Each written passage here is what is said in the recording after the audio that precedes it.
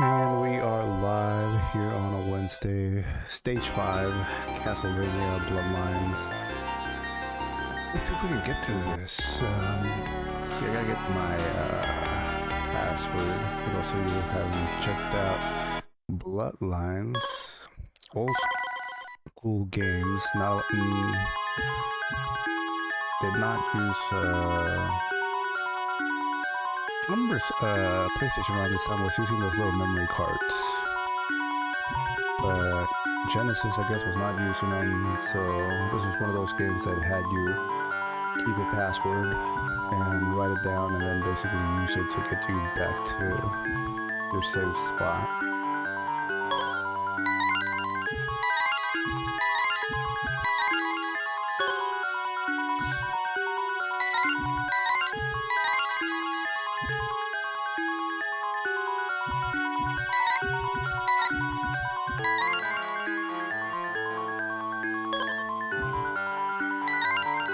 I think that's it.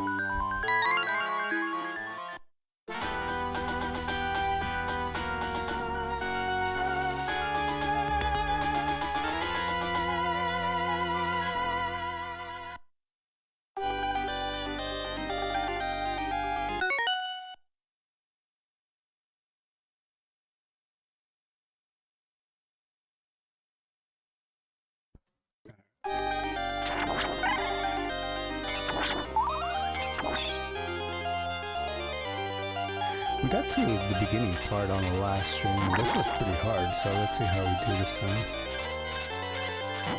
Might have gotten to what felt like a bit of a mini boss.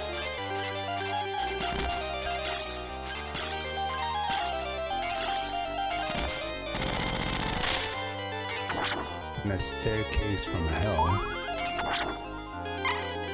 It's just kicking my butt. Let's see, actually. Yes.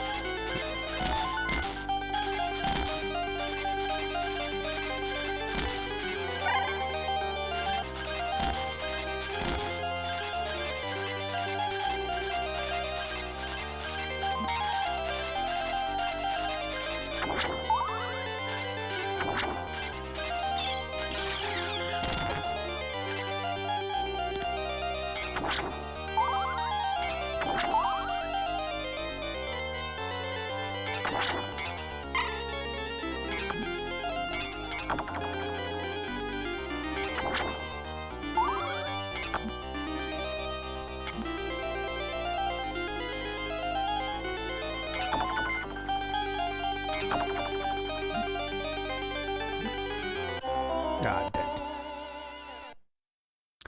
Well, that didn't work.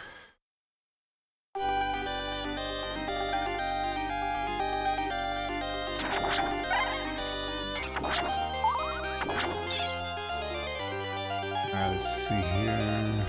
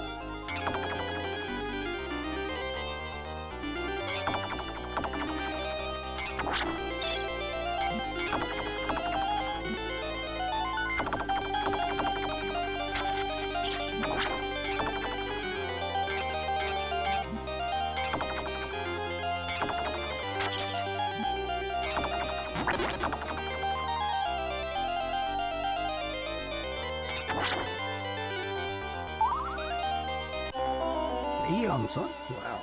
Got bombs. Got freaking bombs.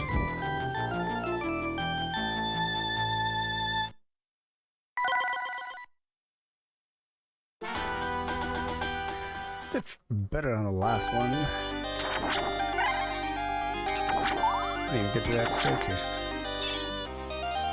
I know this opening was pretty hard though, so.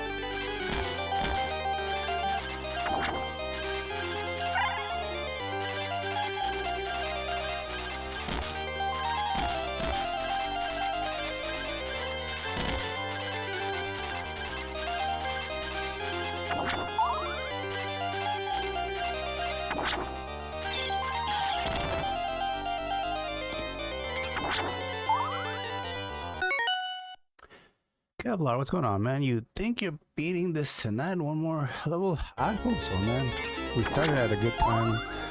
Been starting pretty late on the last couple ones, so I'm hoping we can get through this one tonight. But man, that staircase was pretty horrible, man. But I did read your comment. I did read your comment in regards to basically avoiding attack, trying to attack and defeat all the enemies that I came across on. Basically, just concentrate on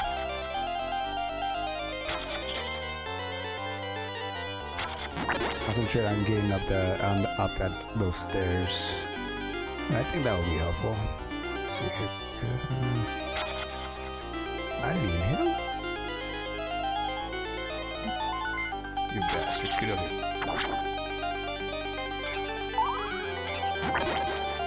Alright.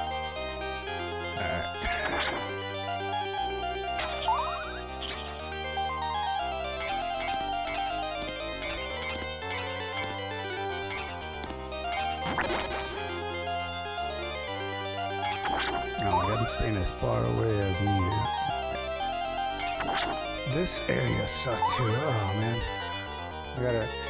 You get caught up sometimes in trying to reach the knights that you forget that those things are falling from the sky. Okay, cool. It makes it easier if you just jump straight up. Yeah, that's what I'm hoping for. I'm hoping to just go straight up and not concentrate too much on them. And then that way, hopefully give myself a better chance to get to whatever's waiting for us next. Oh yeah. So took a little jump right when I didn't need you to.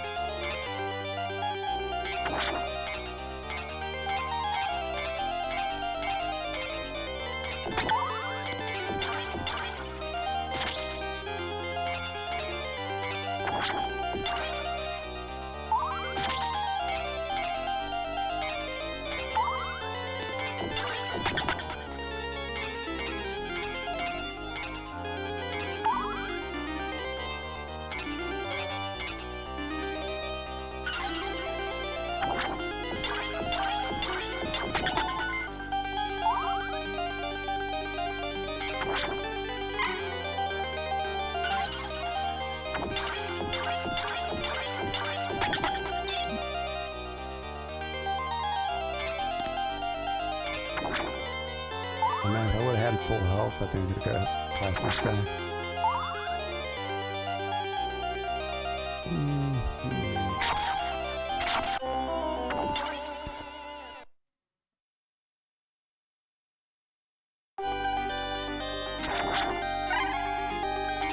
I gotta get back to that spot with some more health.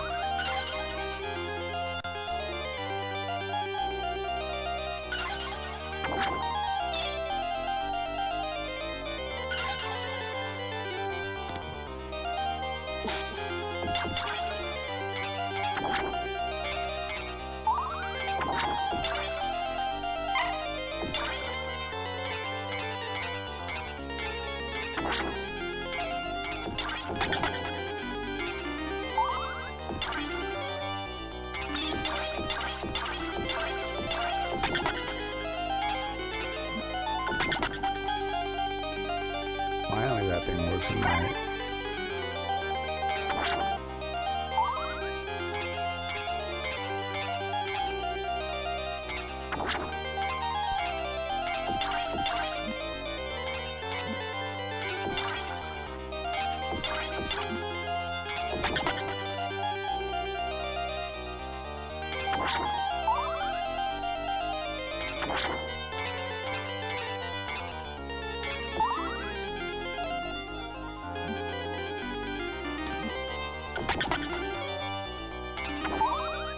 I was doing well and I just missed it.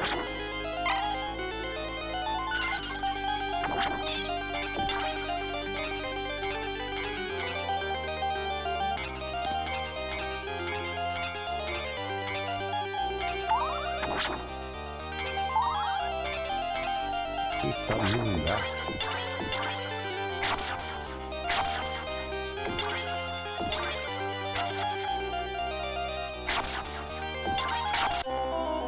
Oh, Jesus.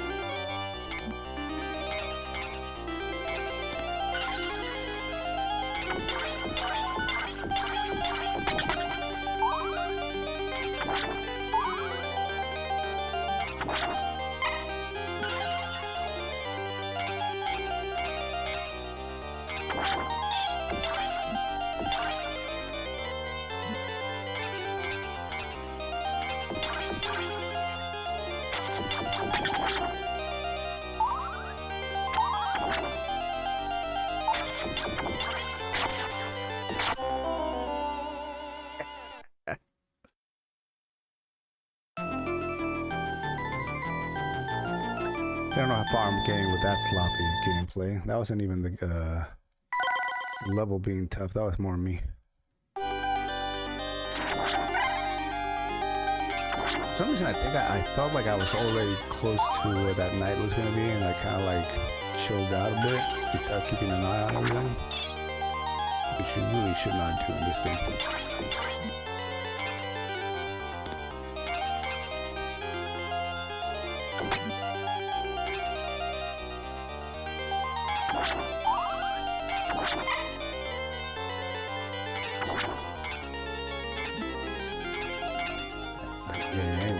come either.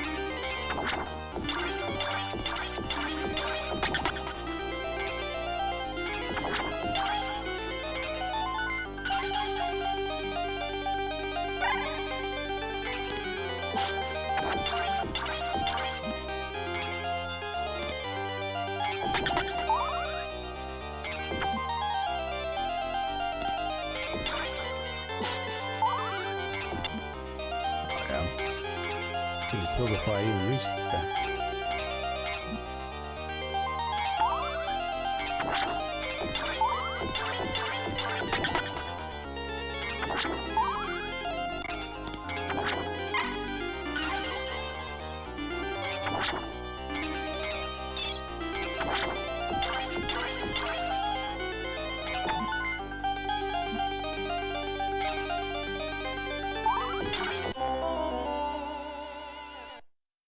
Damn.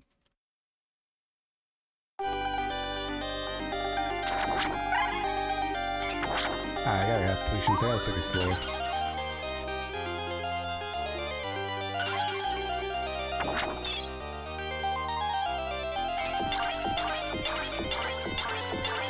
You're dead.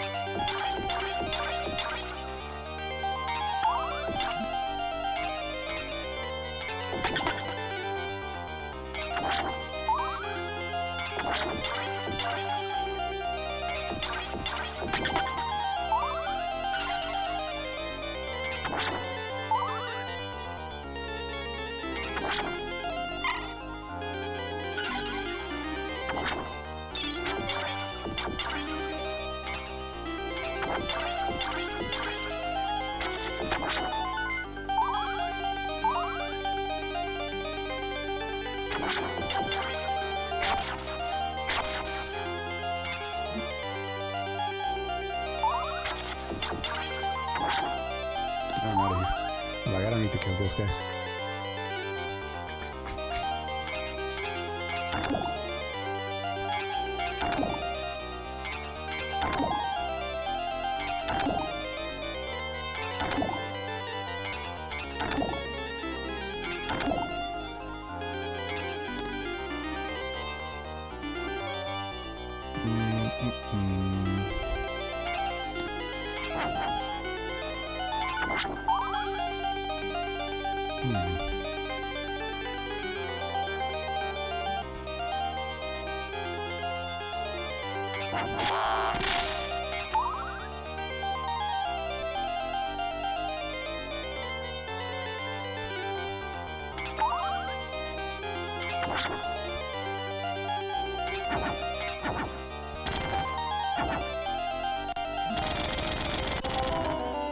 Jeez.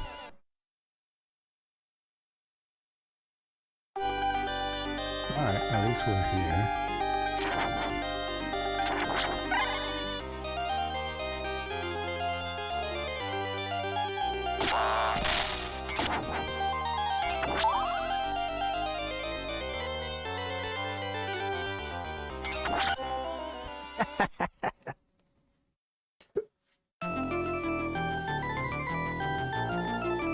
One of the things that I do hate about the game is that upward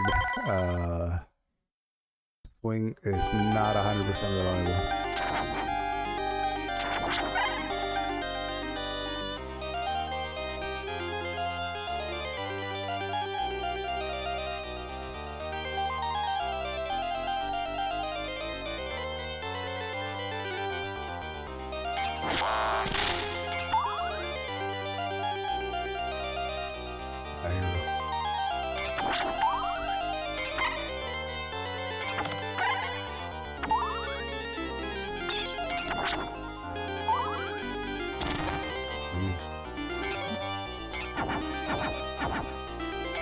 did that friggin' roast disappear quick, son? Damn.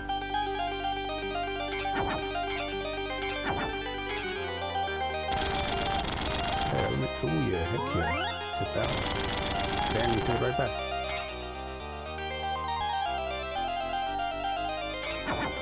Throw roast up. Throw roast. Not a bomb, throw roast.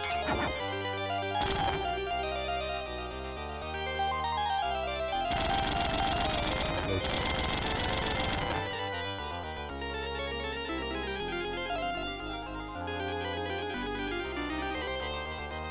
This is gone. Let's see. Try to see if I can get the.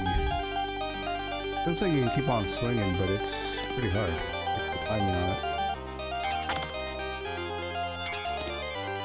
It's earlier.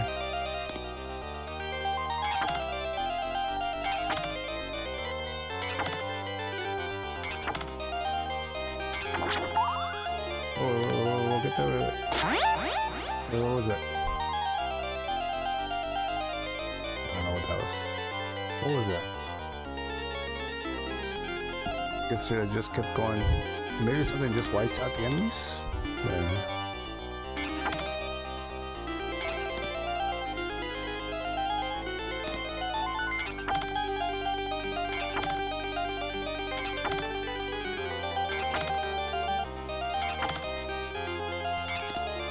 What?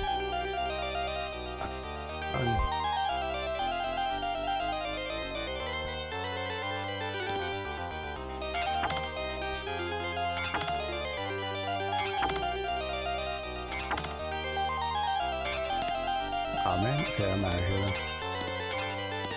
I don't know if there's anything else. I got a feeling like that one right there was probably something pretty cool if you could make it all the way through.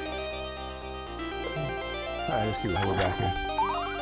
This is where we got stuck last time, so let's just go all the way up. Forget about these guys here. That guy got still hit.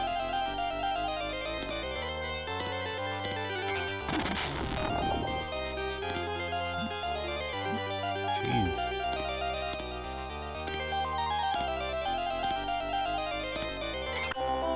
Dead.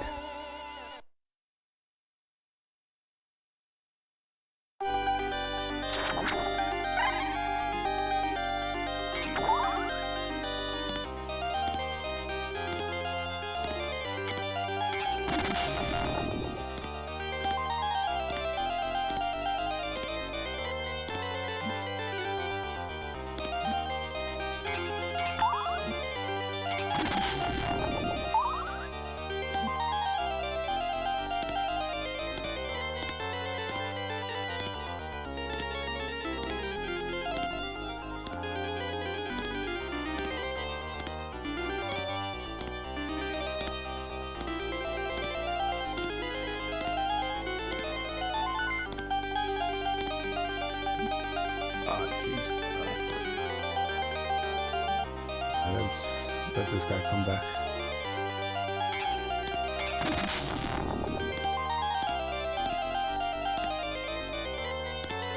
Jeez. Alright.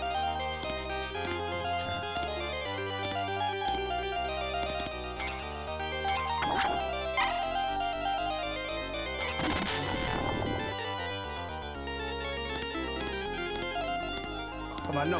What are you doing, son? What the heck?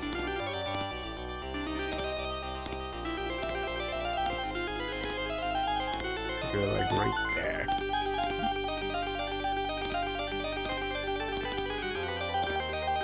Dude, we're right there. I knew it. I'm pretty good at swinging. The right idea. Yeah, man. I mean, we're pretty much there. Just couldn't get that last step.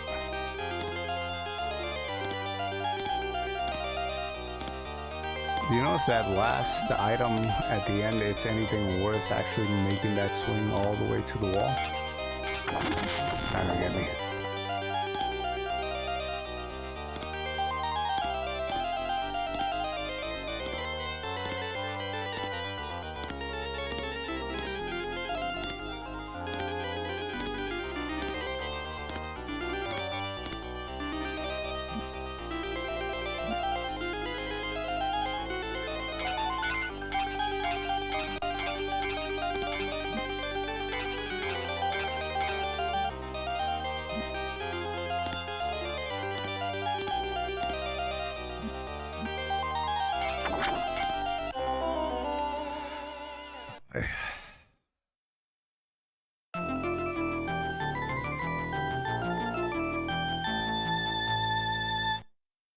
Yeah, the first one was pretty good, I gotta say. But I think sometimes you get into this little bit of one enemy bounces you into the next type of thing. Look at that. See if we can get ahead while the guy flies past us. There we go.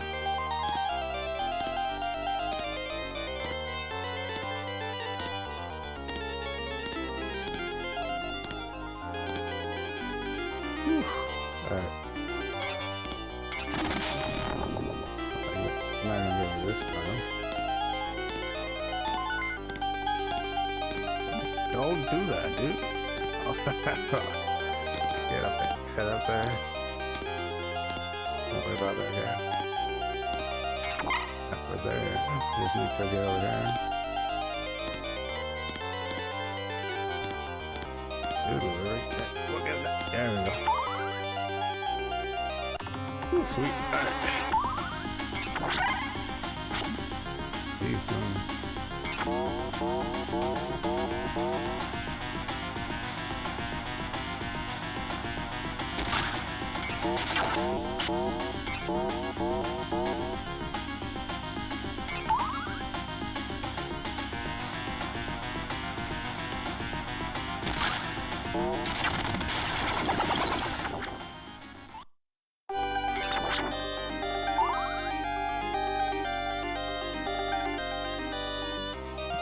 Boomerang in about a third of my life.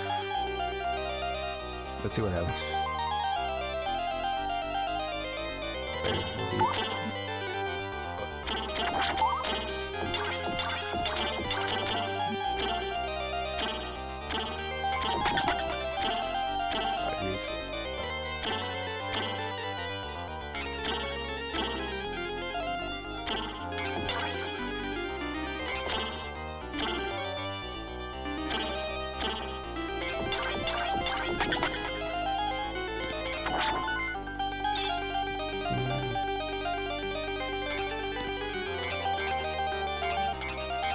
Guy with the mallet. I definitely don't want to get close to that one.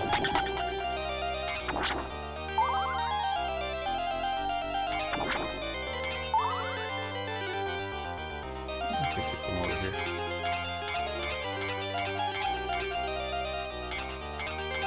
Don't be scared. Come on here.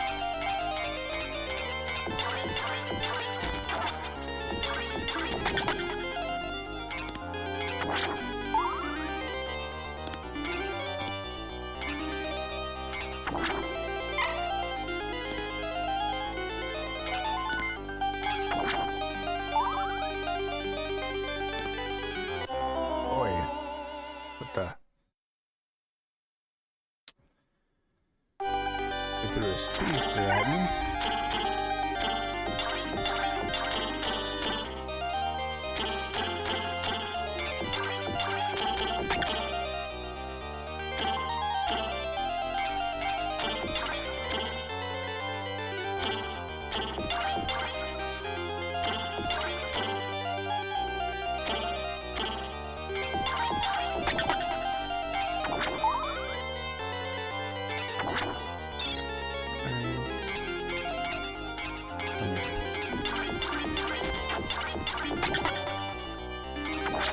I'm not getting anywhere near that guy.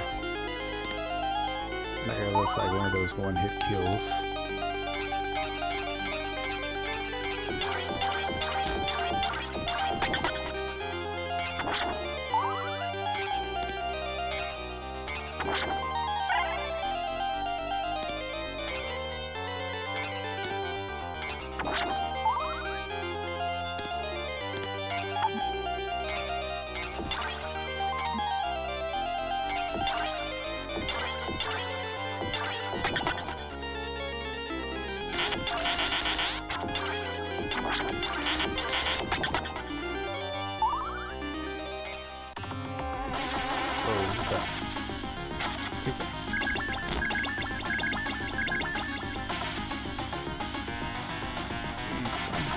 Damn.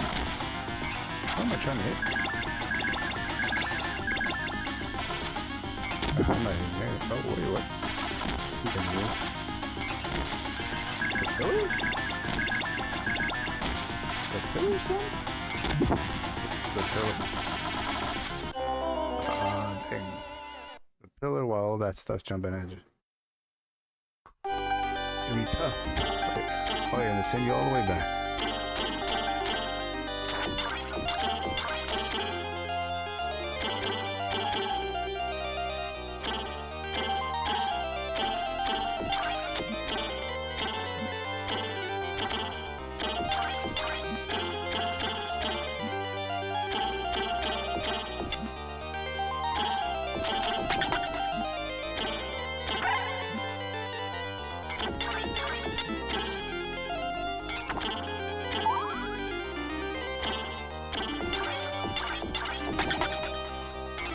I'm dead.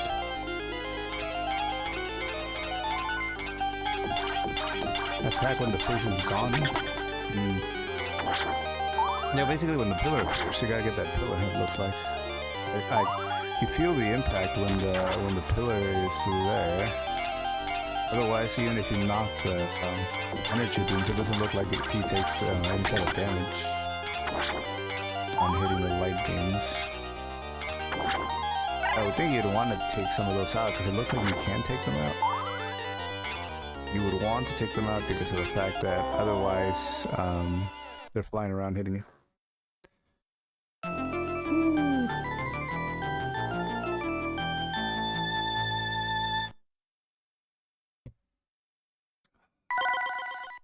Continue. Hopefully, what is it? The arrow guys? Yeah, the arrow guy.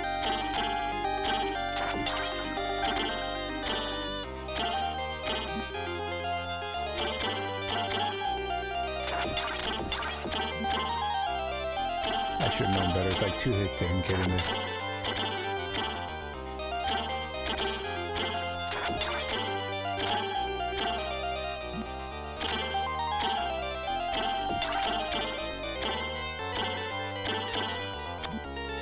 Jeez. I thought I had that down. I guess I did not.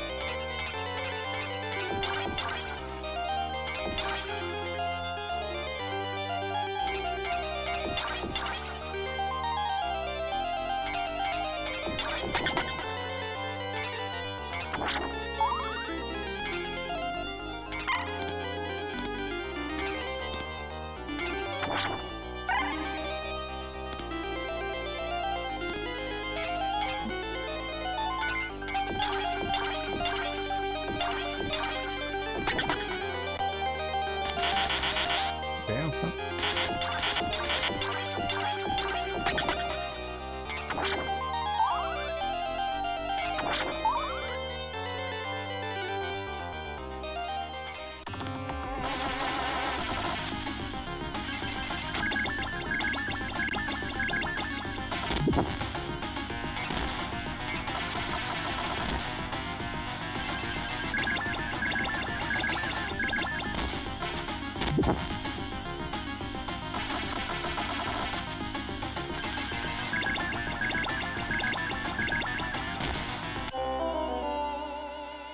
Got him like one more time.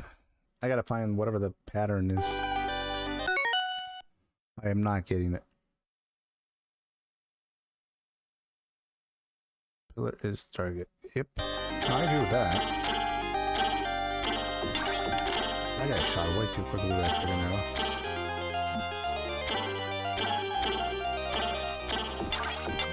Same thing, dude. What the heck?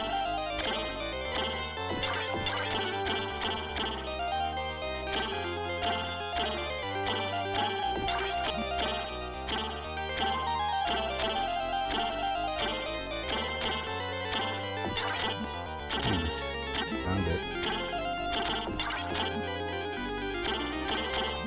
Usually it's like 2 arrows each, but one guy is like getting a 5th arrow. His strength comes back a lot quicker than it should. Found it.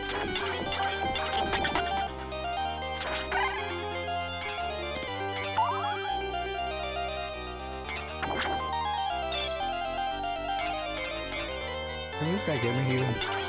Let's see. Give it a shot.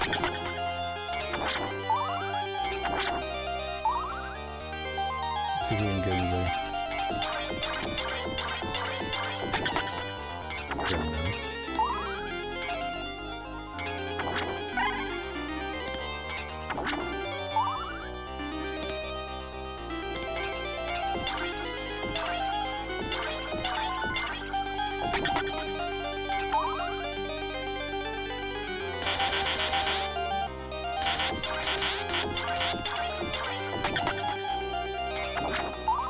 Yeah, the arrow guys is what's killing me trying to get here.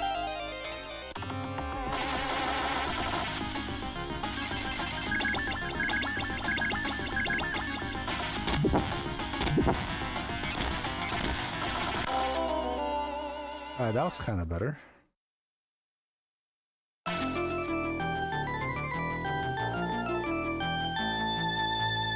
I think jumping around is going to be problematic. I think I have to stay a certain space away from them. You can still hit the pillar, but kind of stay in place and try to hit some of those things off the air so they don't hit you. But I'm going to need to get there with like pretty much all my lives. I need to take some hits.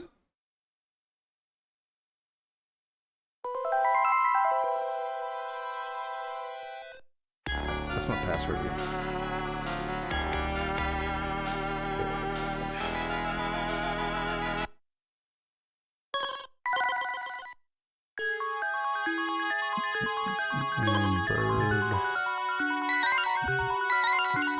Bird cross, whatever this axis.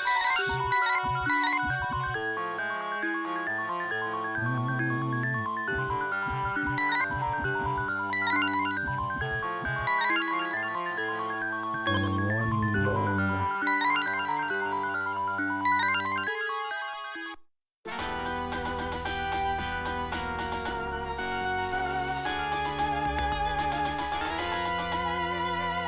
It seems like there's one little section in each of these mini stages that just is really hard to get by. In this one, it's right after the blood fountain. But the rest of it is doable without getting too much damage. Oh, here.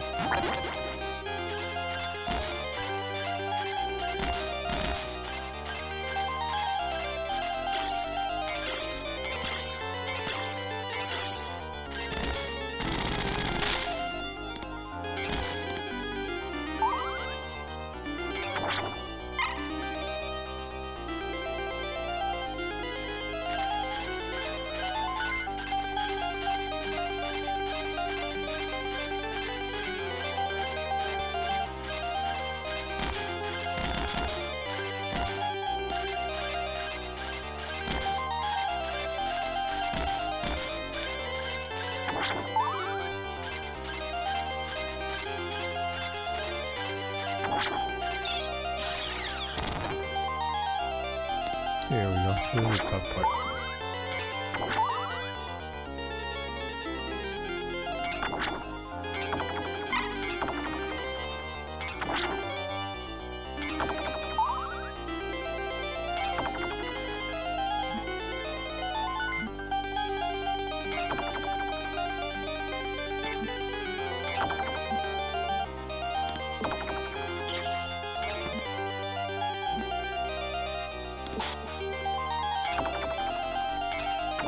I lost like nearly all my life.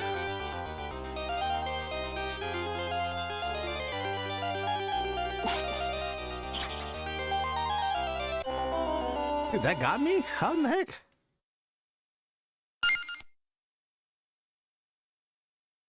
How in the heck did that get me?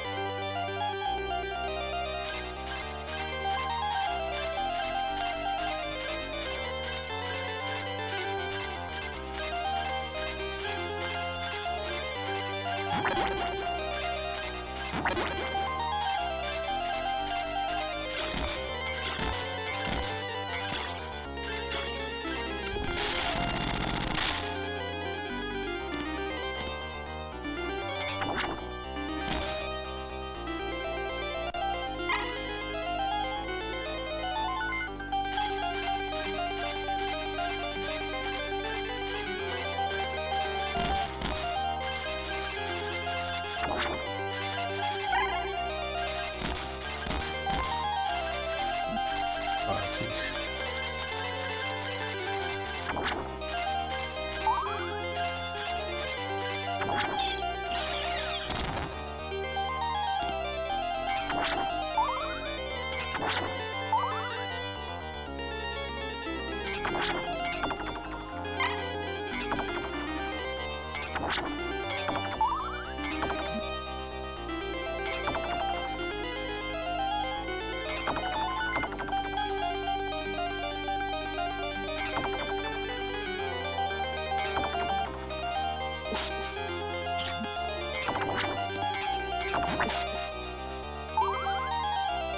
A little better.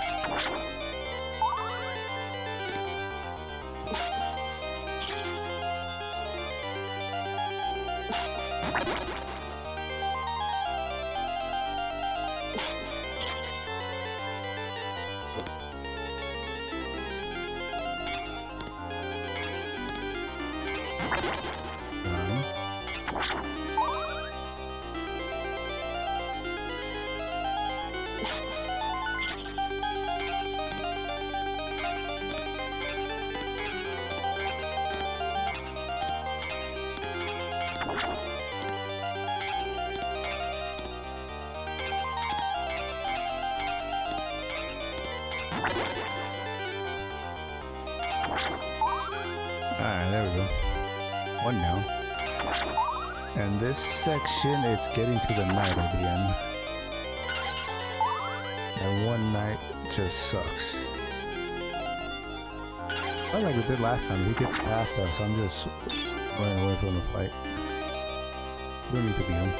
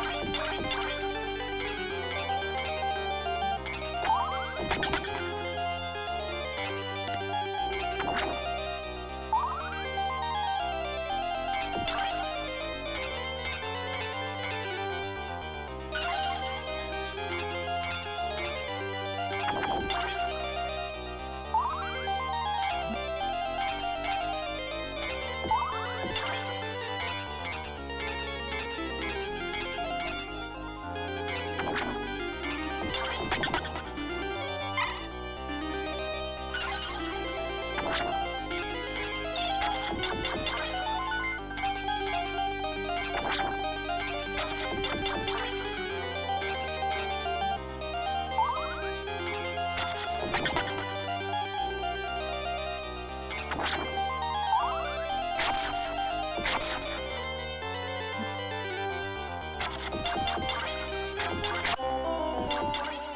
was gonna try to run away from him. He didn't. He did not hit me and run past me. He hit me and stayed right in front of me.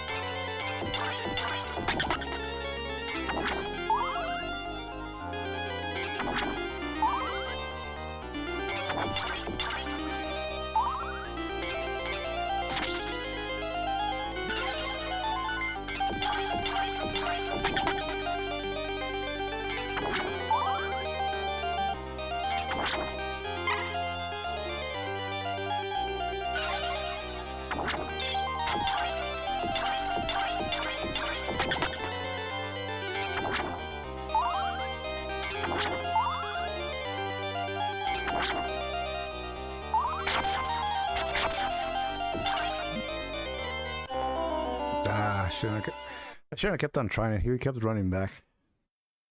I'm like, let me get past him. Let's shoot for trying to beat him. And if he gets past us, we'll run. But we gotta try to beat him.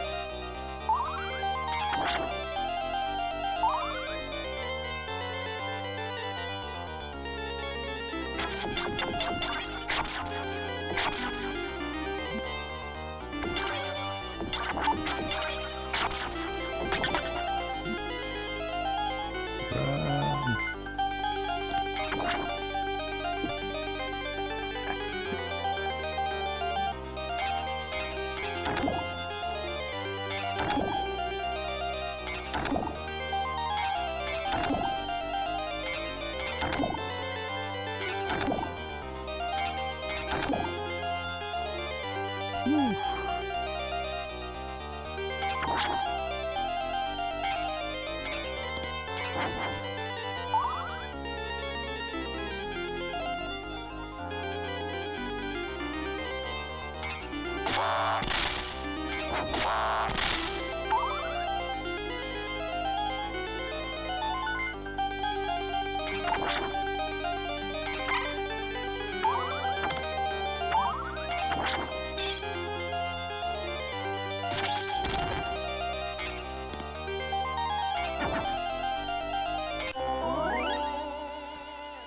Did you see that? It killed me, but it gave me life back because I landed on the platform. That was weird. But it did not keep me alive.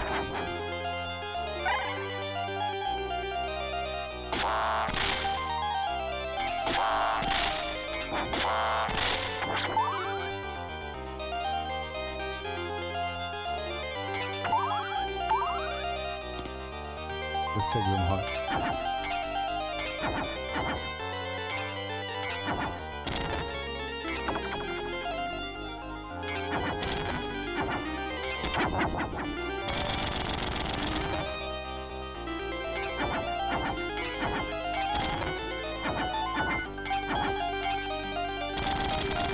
Oh, he was just about to throw a roast.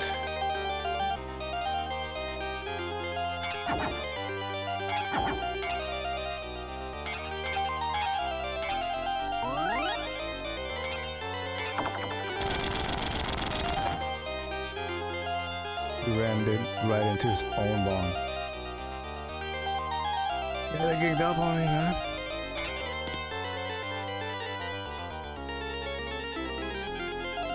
Alright, let's see how far I can get. I got a good amount of health. Let's see.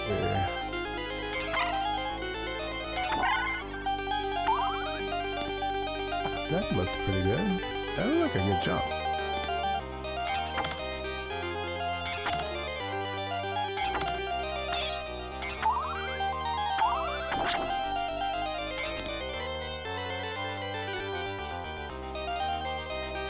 Maybe I have to land on that second small platform and then start to jump from there again.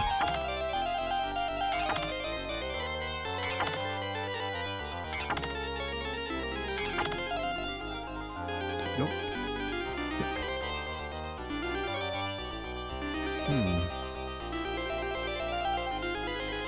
Let's try one more time.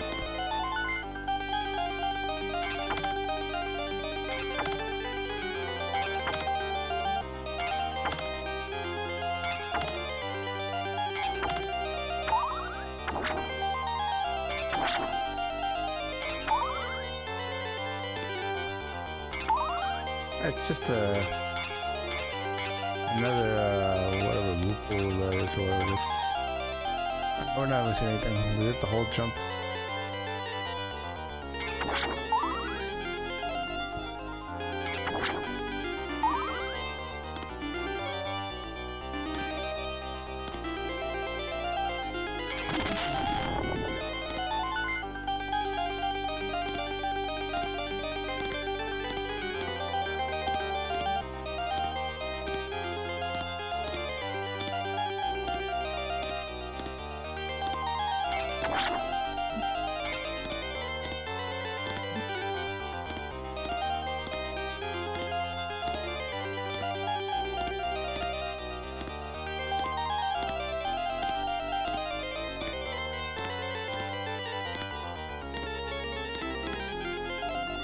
Whew. Alright.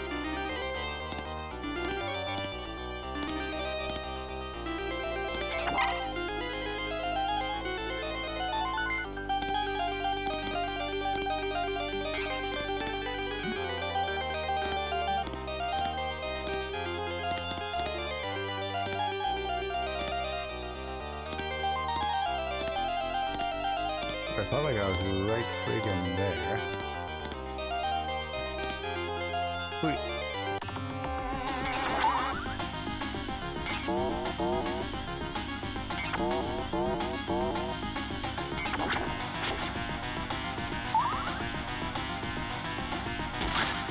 Jesus,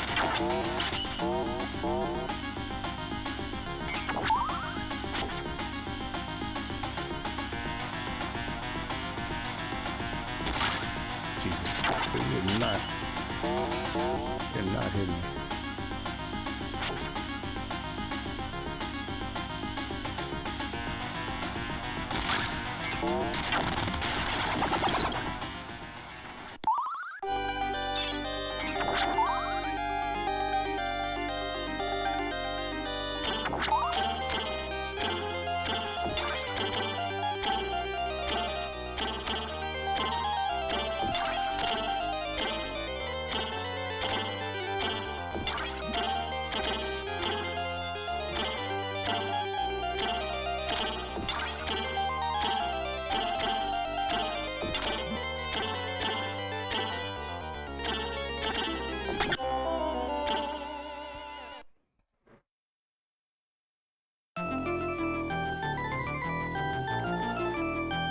Well, we got further on one try.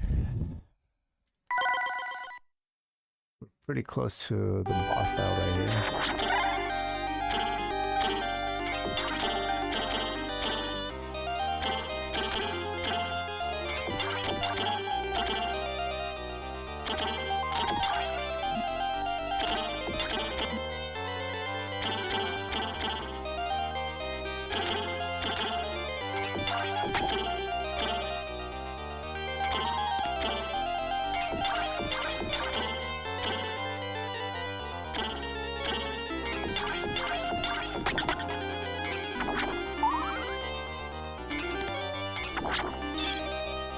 I need to feel this guy.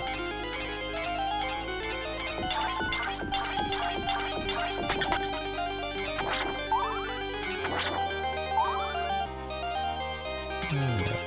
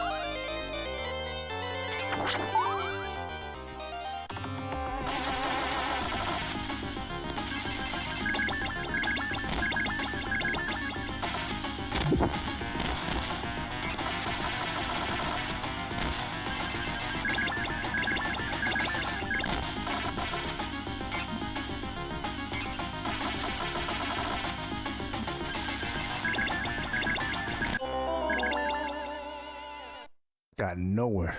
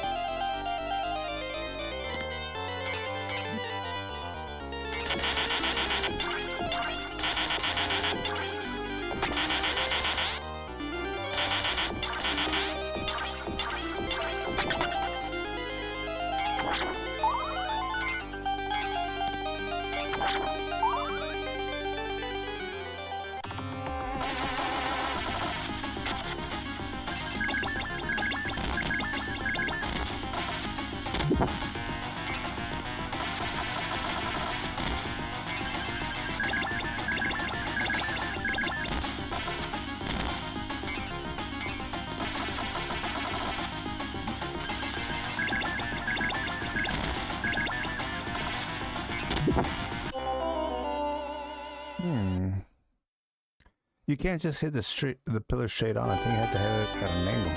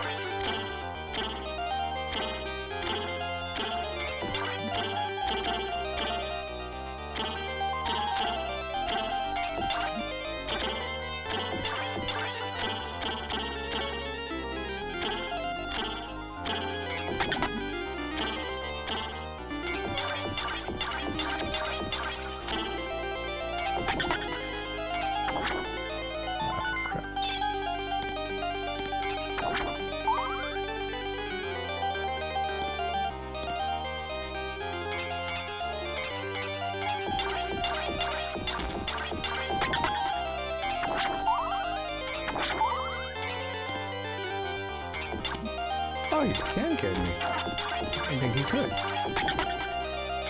think I've just been keeping him away, but he can't get me from that side. I thought because I was below, like he could not get me, but he can. Good to know.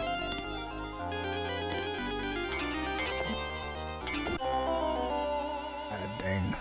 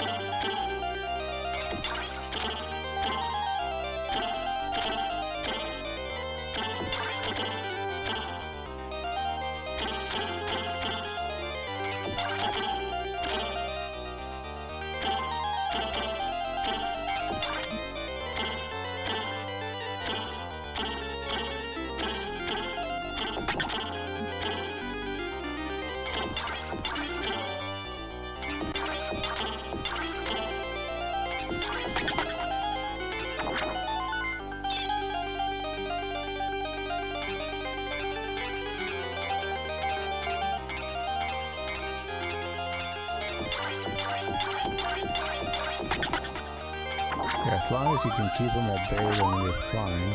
But you can't just stand right here and let him like get close.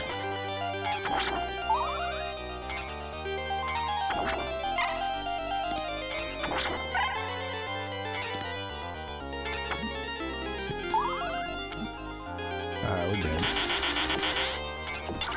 That hit way too many times on that.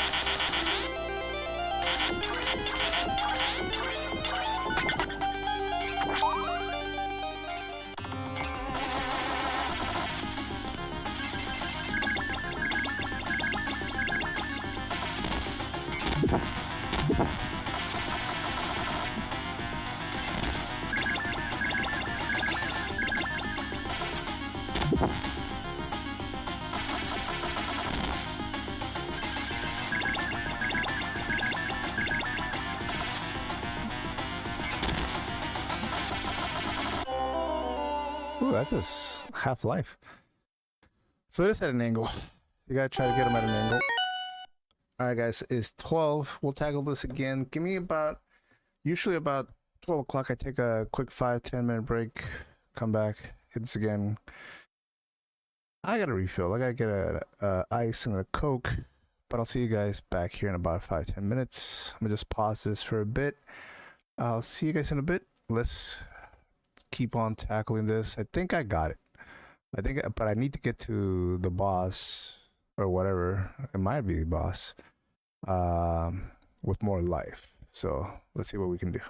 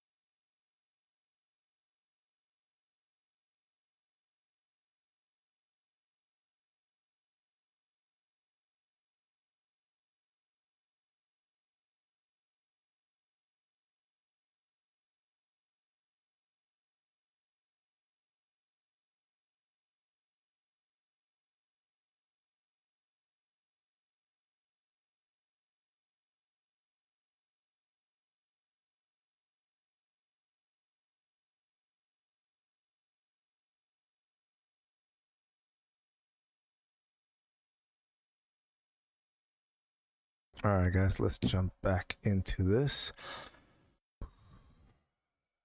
These guys are tough. Let's see.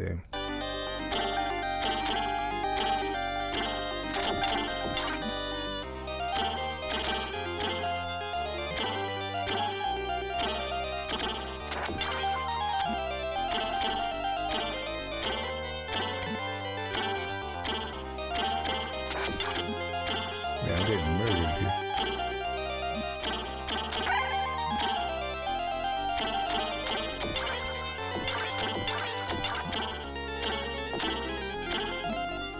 I'm like, you know what? Just murder me. I'm not getting past them on that one.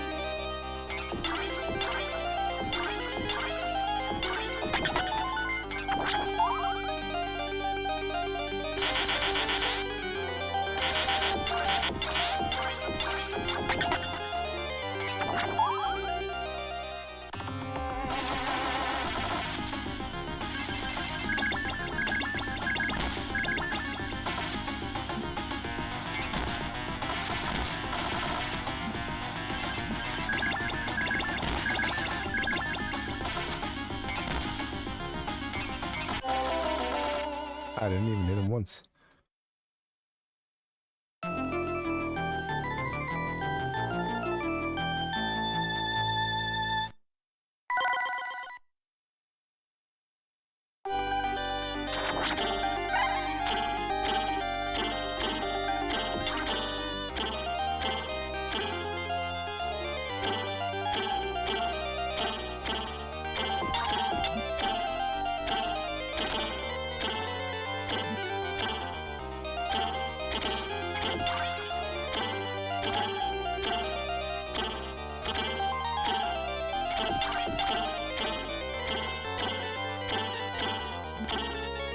Damn, they didn't even stop.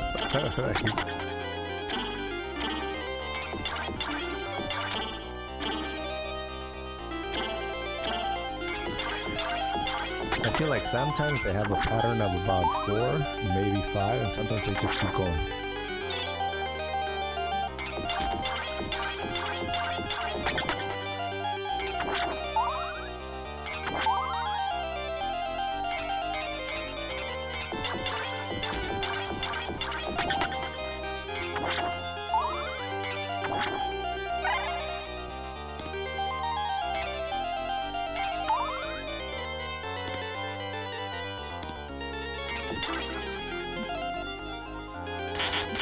Aw, dang.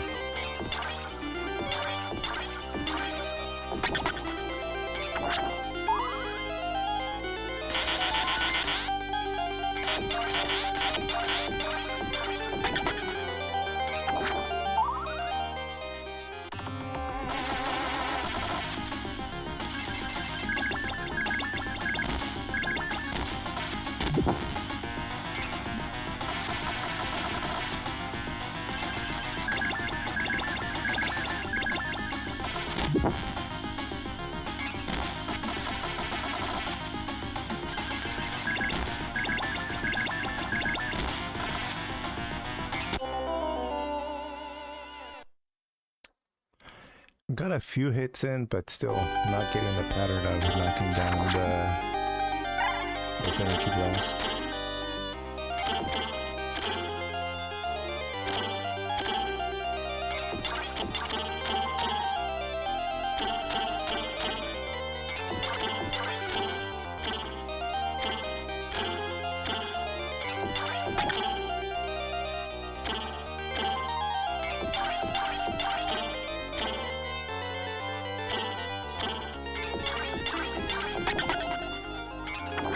Good start.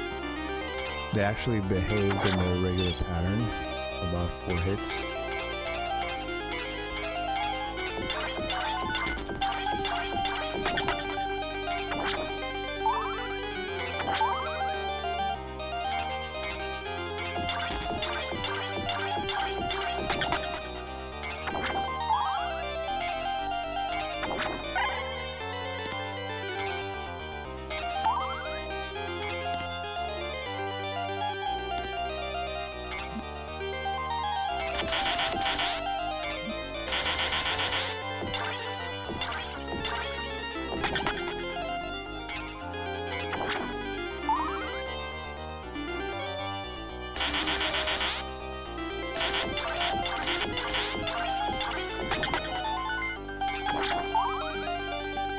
Does the boomerang do anything here, like help knock out those energy balls or anything?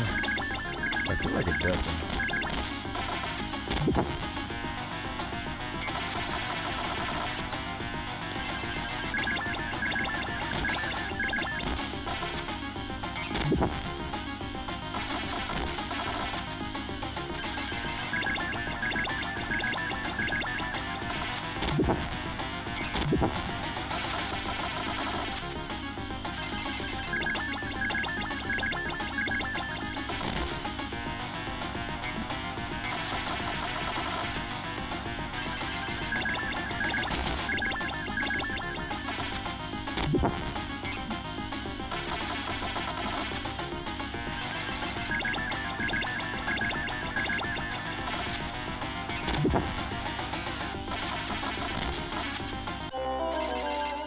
Ooh, close. Alright, I think I got a little bit more of it. It's probably gonna take me another try to get all the way back there again. But I think what you do is you can't knock all of them off, but you can get in between them.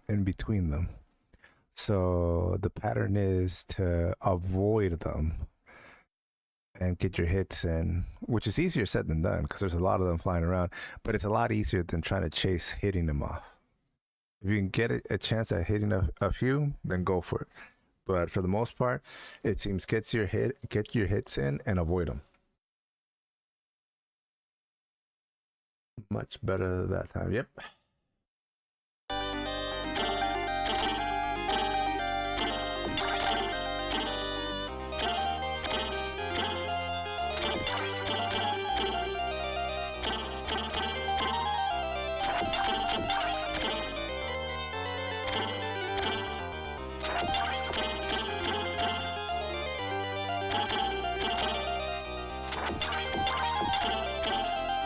How many times I gotta hit this thing? I hit that.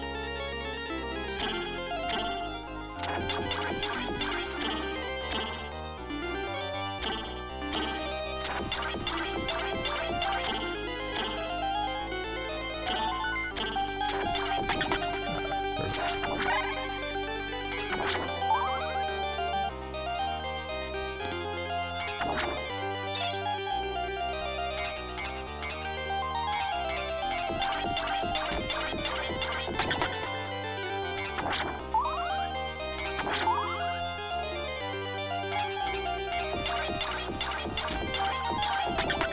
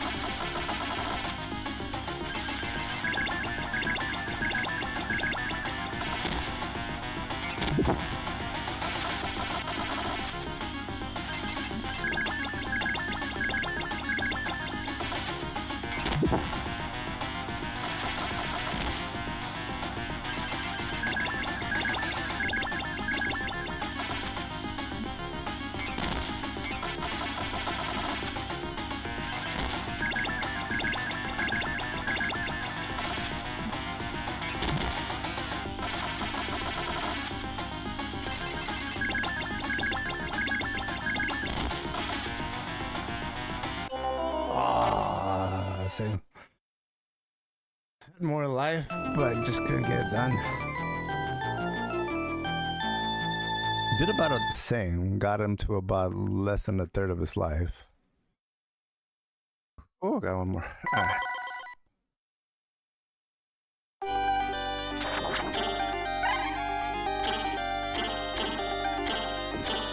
See, look at that. No 4. That time he just kept on going. Like 1, 2, 3, 4, 5, 6, 7, 8.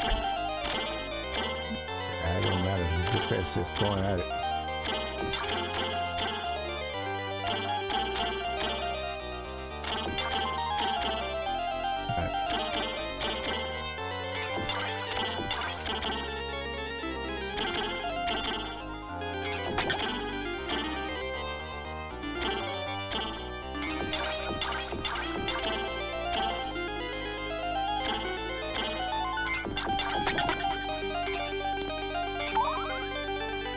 Like, it started with not behaving, and then he did.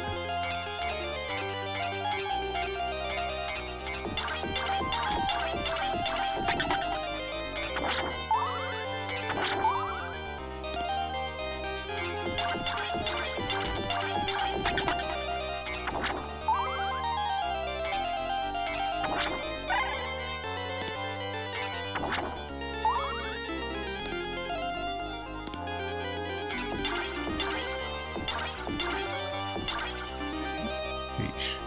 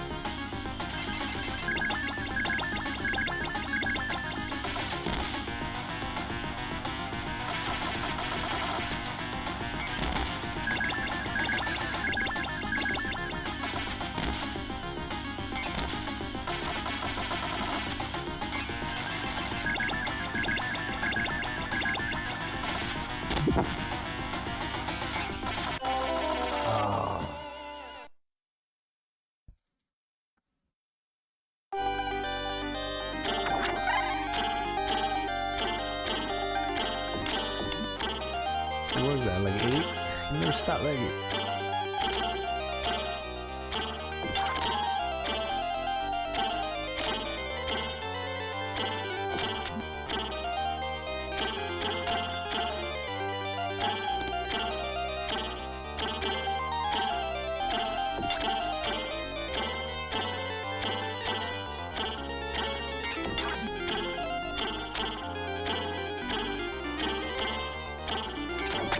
Dude, like,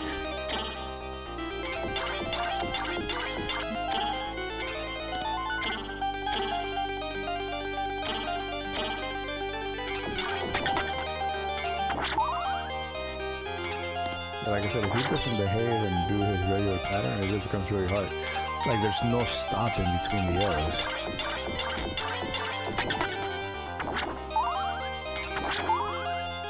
Like, I'm fine if he does like 4, 4 and 5, 5 and 4. But when he just keeps going like 7-8, it's like you run out of real estate to walk. You gotta go back the other way and you get hit.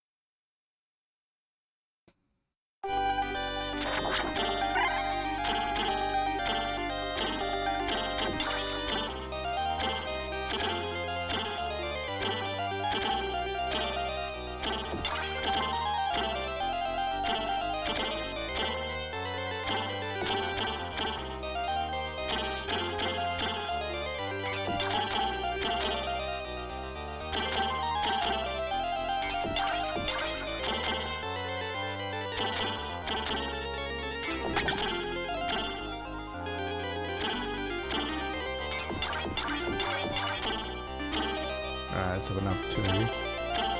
And get out of here with like a full health bar, hopefully.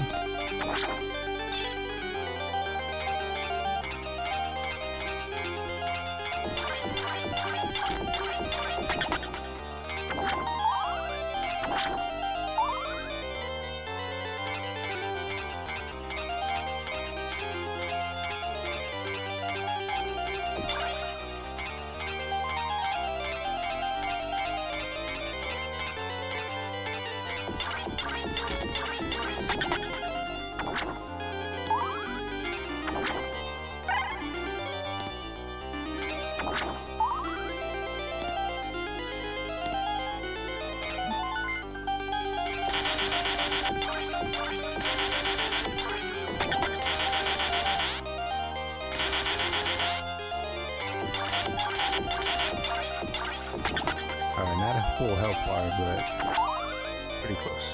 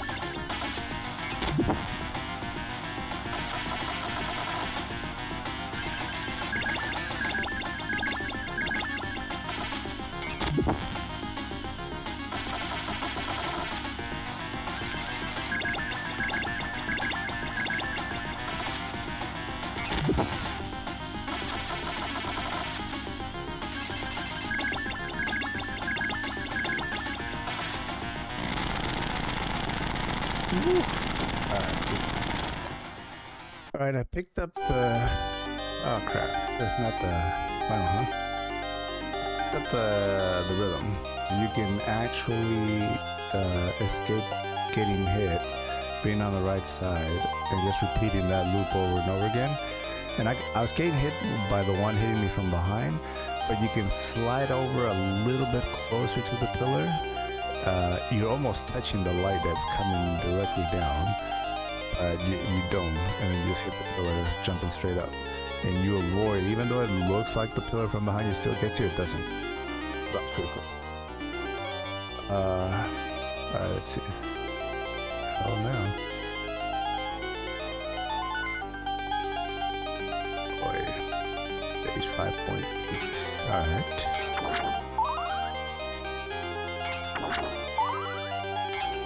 It's a little Elden Ring over here.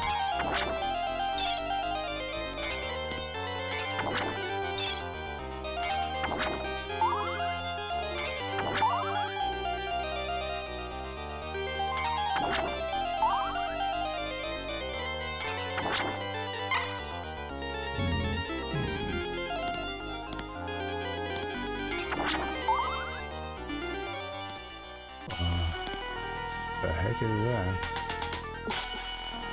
Hey, Princess Peach over here?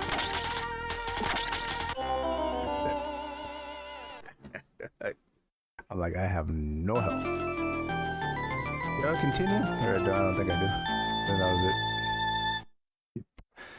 Gotta go through it again. Well, the good thing is I got a strategy for that mid-level or second to last boss or whatever, because there's Princess Peach now apparently. All right.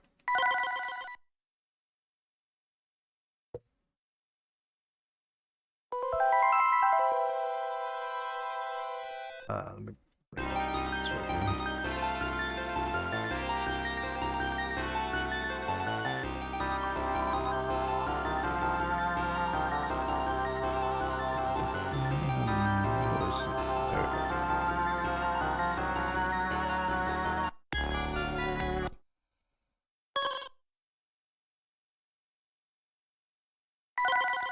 Interesting story. Like I said, I did research and trying to find out which there's like 30 plus different Castlevanias, and when I was doing research on which one to play and which one people recommended, this was in a lot of people's top 10, but I found some interesting history in regards to it. Don't know if it's true because I haven't dug too deep into it, but from multiple people that really love this game have said that I guess the girl that you see in the background is actually representative. I think she's trying to bring back Dracula, and I think she's representative of an actual historical figure in European history that was part of getting the First World War going. And they use that as a backdrop, obviously, as she wants to get the First World War going to create enough bloodshed to bring back Dracula. I thought that was pretty cool.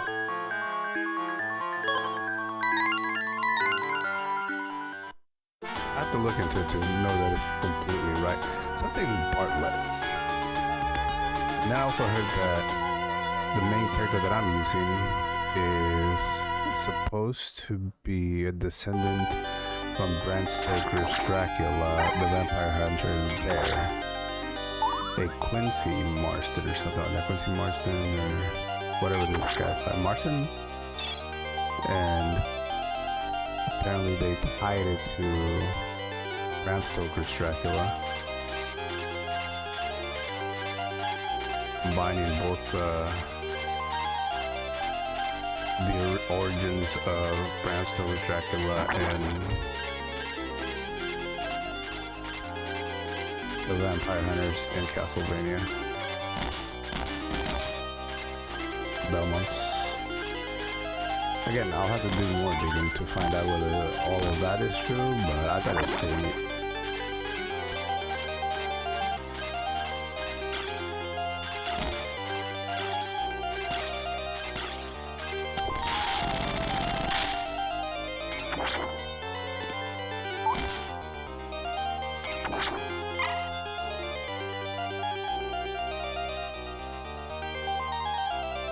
And yeah, John Morris is supposed to be a descendant of Quincy. Yeah, that's what I heard. Like, Quincy in the movie Bram Stoker's Dracula, the hunter there.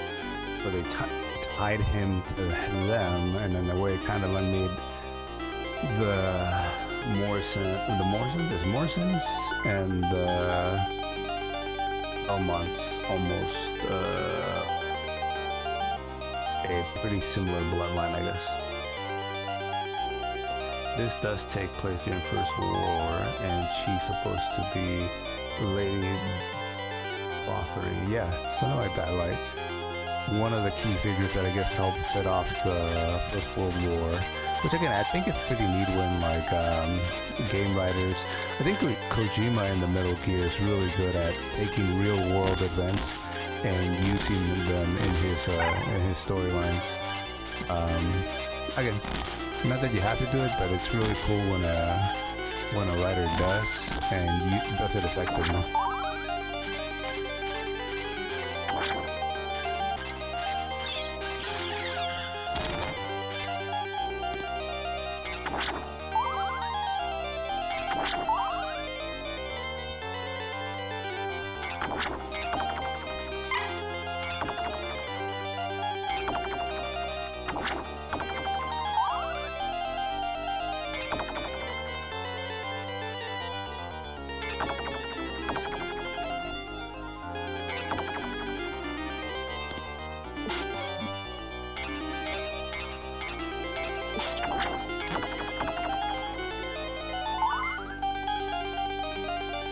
This was a little picture there. Got him. Sweet.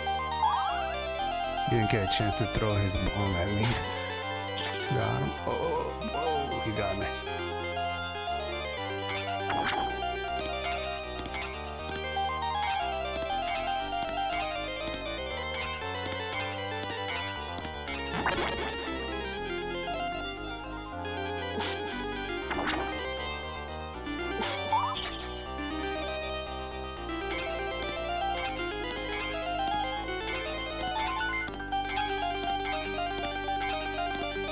Son, come on here. Don't be scared. Alright, sweet. First try.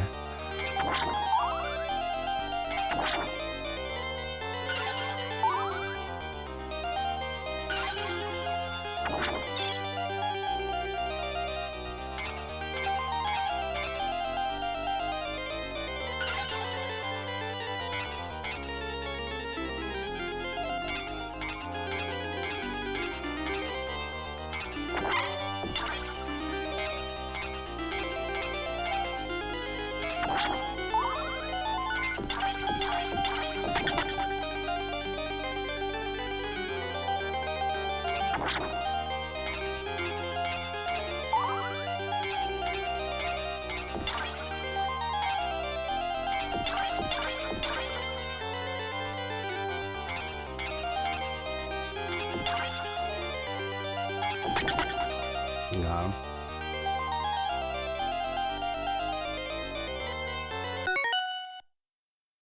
Awesome, found another Castlevania streamer. I've been running Symphony of the Night recently.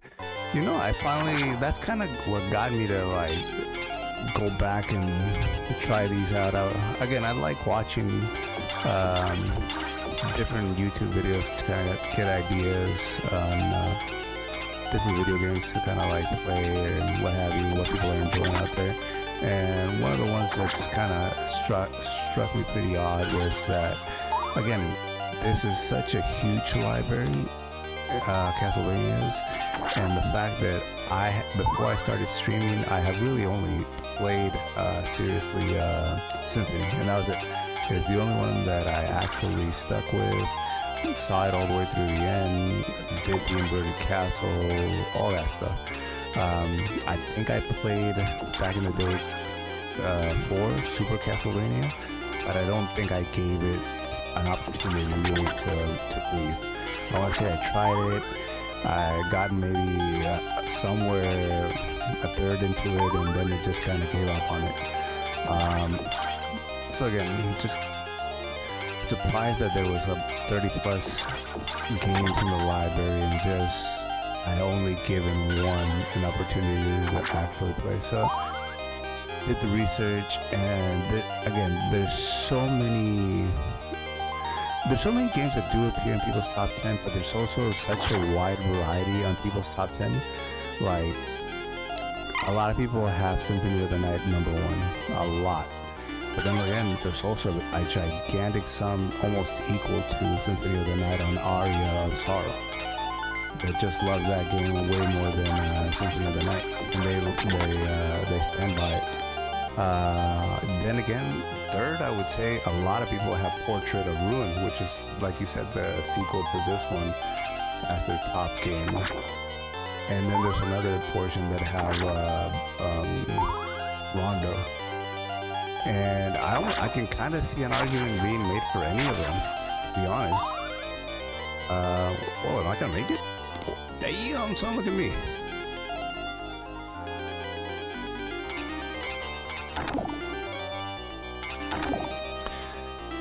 Yeah, so like, I can kind of see an argument for all of them because literally, oh my god, I literally, now having played those, oh man, they sent me all the way back because of that. Literally, I played Rondo, and I gotta say, Rondo has gained my respect. Because obviously Rondo is one of like the last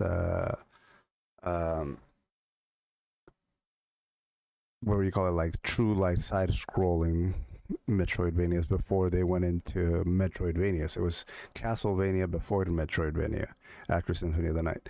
And I gotta say, man, Rondo, damn, man, I did not think I was gonna have that much fun in a game that was that old and did not behave at all like Symphony, and what's clunky compared to Symphony. And again, Symphony is already an old enough game, but Rondo is clunky, it's slow, it's very methodical in its button scheme and what it lets you get away with, and it takes adjusting.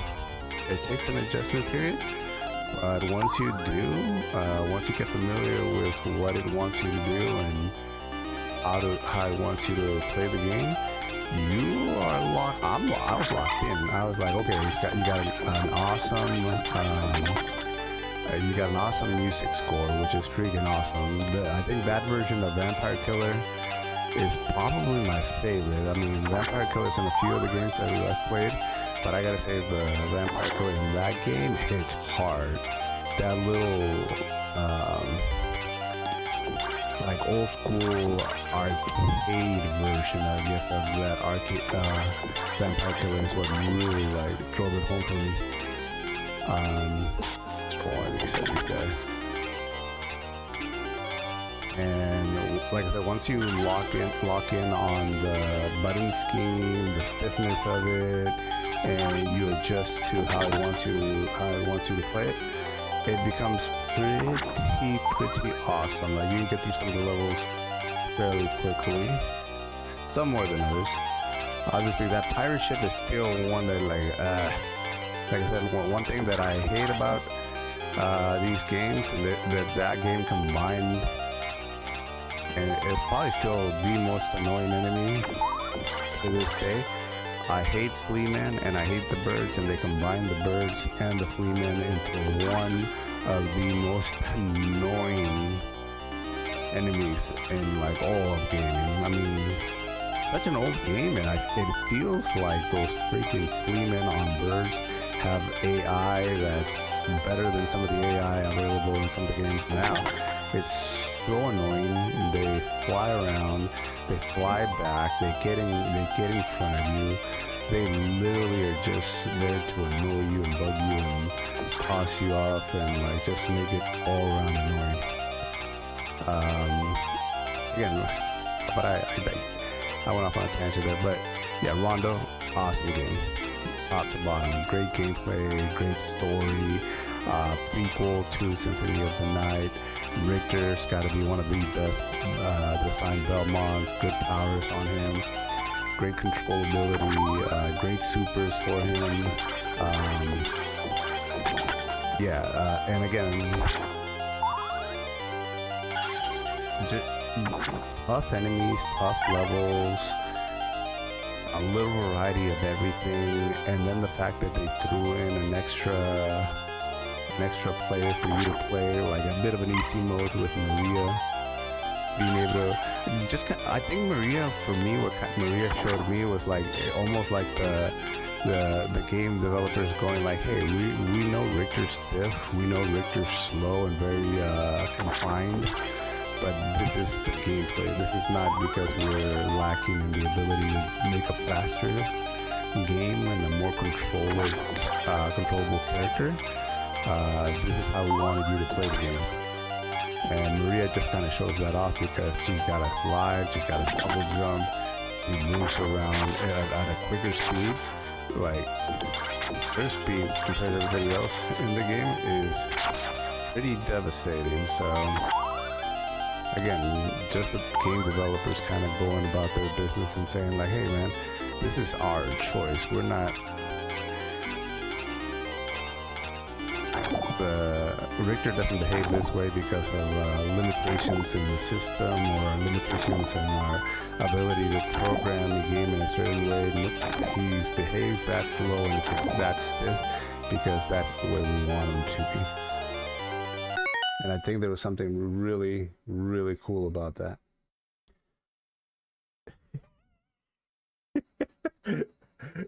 Retroactive, what is it? The retroactive trophy hunter. Exactly, man. I hate those flea men, dude.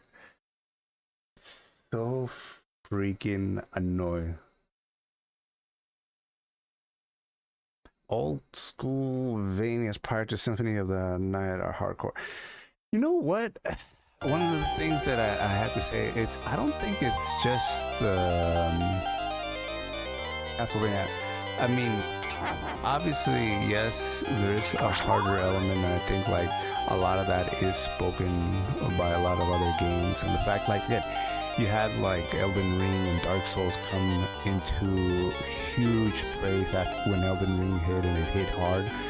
But for a lot of people who were missing this type of gameplay, Castlevania, it wasn't just Castlevania. If you guys remember, like, what about like Mega Man? Mega Man was insanely hard, insanely hard.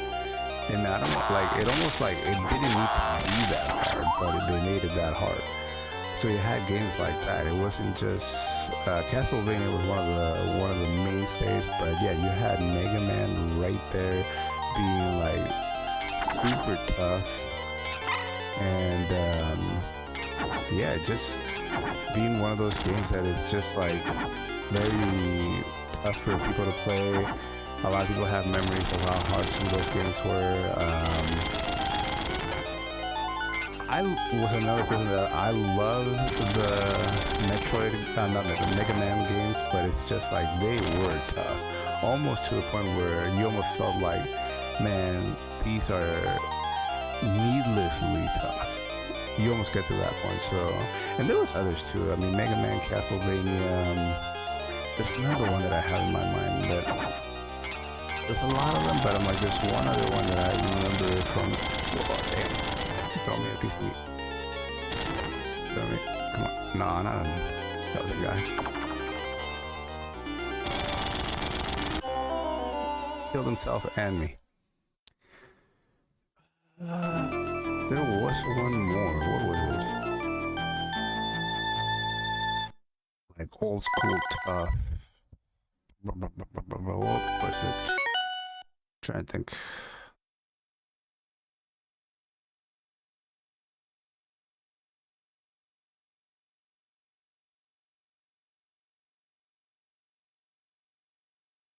There's yeah, but then Mega Man X came out and made it easier. Yeah, Mega Man X definitely a lot easier. You see, but that's kind of where I kind of like jumped back in. I felt like all the Mega Mans were really hard, and I think I might have passed a few, but I think the majority of them whooped my behind, like bad, like runaway bad. And I think like Mega Man X was one of those. Because again, remind me if I'm wrong. Mega Man X was when they brought in Zero, right? You can play as Zero. You had a little bit more slide ability, and then Zero with the blade, and that kind of made the game a little bit more fun for me. Was it easier? Yeah.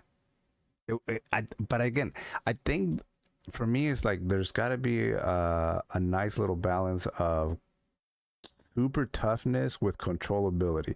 Oh, and again, the epitome of that for me is obviously Hollow Knight. Hollow Knight is like, we're going to give you all the controls, we're going to give you your powers throughout the game, but we're going to also make it insanely tough. You're going to die. You're not going to pass Hollow Knight in your first playthrough. You're not going to, and if you do eventually make it through and get comfortable, we've got other stuff for you. We got the Path of Pain for you. We got the White Palace. We got the Coliseum of Fools. Oh, all of those are good. Here's some DLC. Go check out these Pantheons. And like 5-6 Pantheons, all of them one after the other are insanely tough. So again, like, that's kind of like where I'm at. Like, I want the toughness, but I also want a little bit of fairness where you're giving me enough to be dangerous myself, you know? I mean, and you're right. I mean, Symphony made it a little easier because by the end of Symphony, and I think it was almost purposely in the storyline, you're playing Dracula's son. You're supposed to be overpowered, man. You're just like, you compared yourself, Richter and Rondo, which was again the prequel to playing as Alucard in Symphony, and you're just like, by the end of mid to late Symphony is like, damn, depending, especially if you pick up some of the really good swords, like the boomerang swords. I forget their names. I think maybe Ruin Sword or something like that.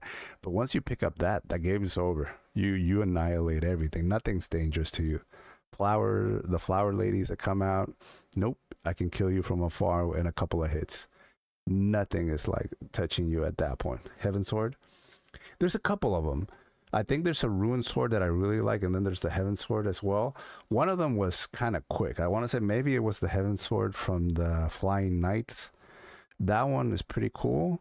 But there's one that I picked up a little earlier, and I want to say Ruin Sword, which was like insanely similar attack, but it was bigger sword, and it slashed way forward. Like the area of effect was way bigger, and I was like, damn! Once you get that one, it's over.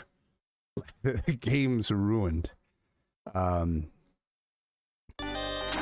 not that, and again, the game's already tough like halfway throughout, so I like that RPG element where you get to a point where you're like, okay, you've done all this traversing, you've checked out every nook and cranny, you grinded some enemies to get some different equipment, so we're gonna reward you here with this insanely powerful sword, and you can just annihilate anything in the game pretty easily. And again, that's one of those I didn't really need it. I was gonna go back for it, but I'm like, oh yeah. Oh man, why you gotta throw it up there, dude? Throw it somewhere I didn't get it. Why you have to throw it up there?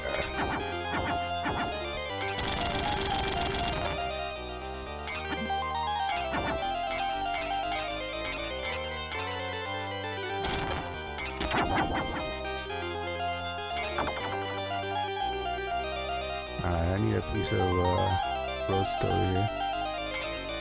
Throw me a roast. Throw me a roast. Roast. Is he gone? He's gone. 2 roasts thrown up in the middle of nowhere. Heaven's Sword shoots out and comes back. Is that it? I'm gonna have to look at it. I mean, I still have the game, I still have the save, but I want to say I got both. I got the one that you get from the flying ninjas or samurai, those guys that fly in the clockwork area with the Medusa heads. I got that one, But before that, I got this, which I thought was called like a rune sword, and it flies way in front of you. And literally, once you get it, I didn't feel like anything could touch me. Like literally, like it shoots out so far ahead of you, and it has such a wide area of effect that I was just like, all right, cool, dude. Ain't nothing getting me, and nothing did. And I loved it too. Because again, like by the time I had it, I think I only had like maybe 18-20% of the game left on the second half of the second tower. So I was like, I played most of the game without it. So I got that tough experience, but it was good. It was a good reward after so much gameplay, and still enough time to enjoy it. I hated when they give you something that powerful at literally the end of the game when there's nothing to use it on. There's some RPGs like that where it's like, hey man, here's the most powerful sword in the entire game, and we're giving it to you literally at the end of it, and there's nothing to use it on. Like you've already conquered the entire game, there's nothing. No, it's like Symphony gave it to you, I want to say when there was still maybe like, yeah, I would say a good 15-20% still left of the second tower. So good enough where I'm like, okay, I get a chance to kind of enjoy walking through this last piece of the castle, feeling like a complete badass. It's a good reward. I mean, what's the point of giving me something like that when I can't even use it anymore?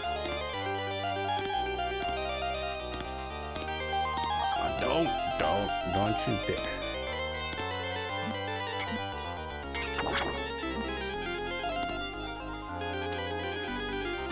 That was literally right there.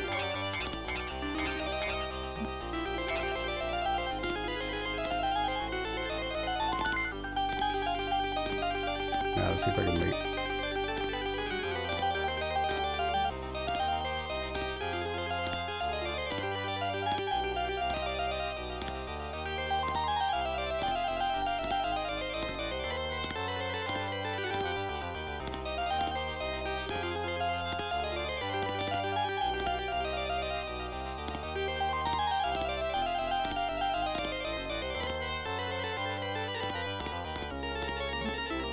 What the heck happened there?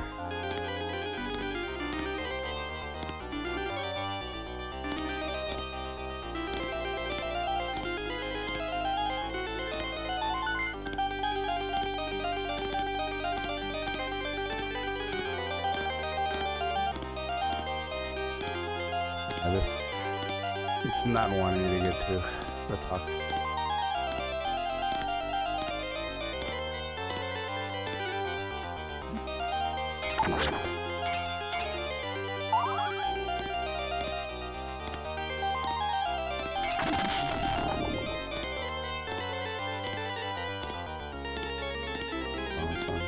Come on.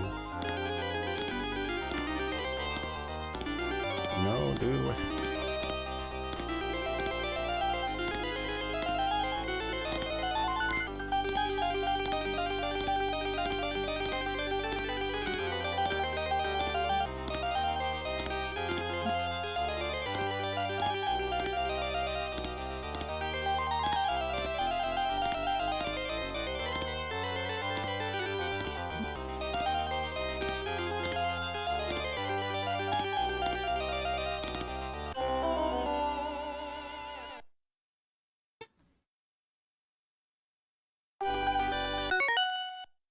Richter shreds with his techniques.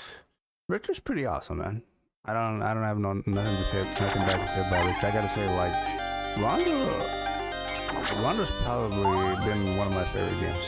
I would probably right now, all the games that I've played, I would have to say Symphony and Rondo are right there in my #1 spot. I don't think I can make up my mind on it yet. I see why people like Aria, but I don't, because of the fact that the music sucked, I can't put Aria above Symphony or Rondo. And again, just because like everything else is great and comparable, like in Symphony and Aria and Rondo, but Rondo has great music, Symphony has great music, Aria has very boring, like stiff, like music. And for that, I'm like, I cannot put it above Symphony or Rondo. There's no way. Like, I'm like, yes, great gameplay, great story, I get it, but so do the other two. Rondo has a great storyline. Symphony has a great storyline.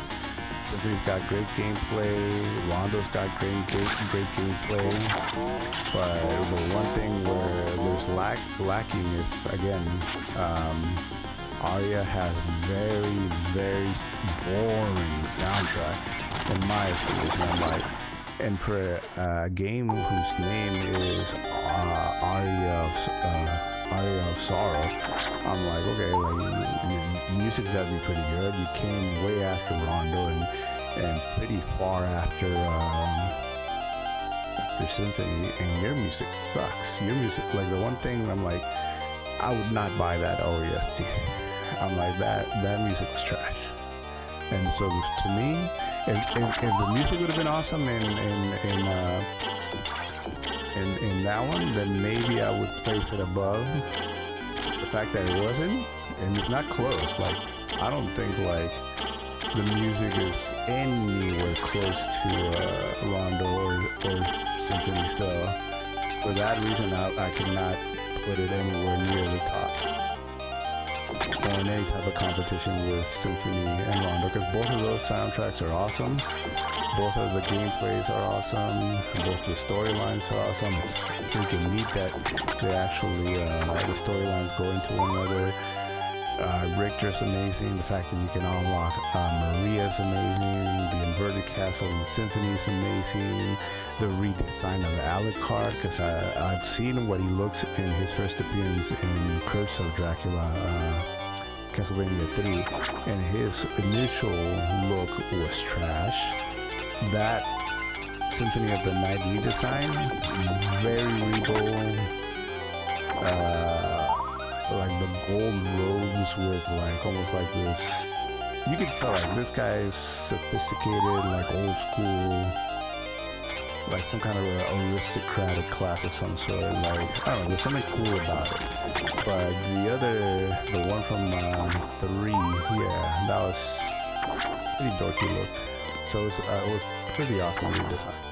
Again, those two games just have way too much good stuff going on for Aria to come in and try to take away that top spot. I'm like, I don't see it.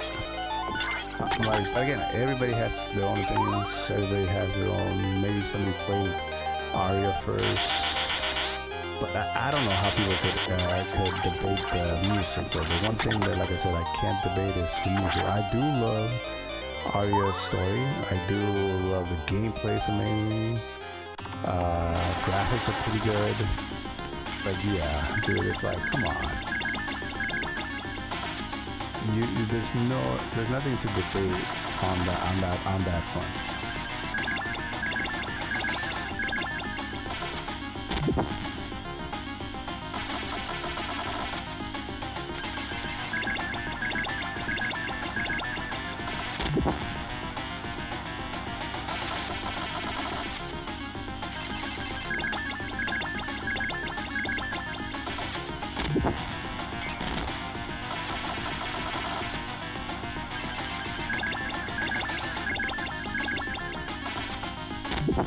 Okay.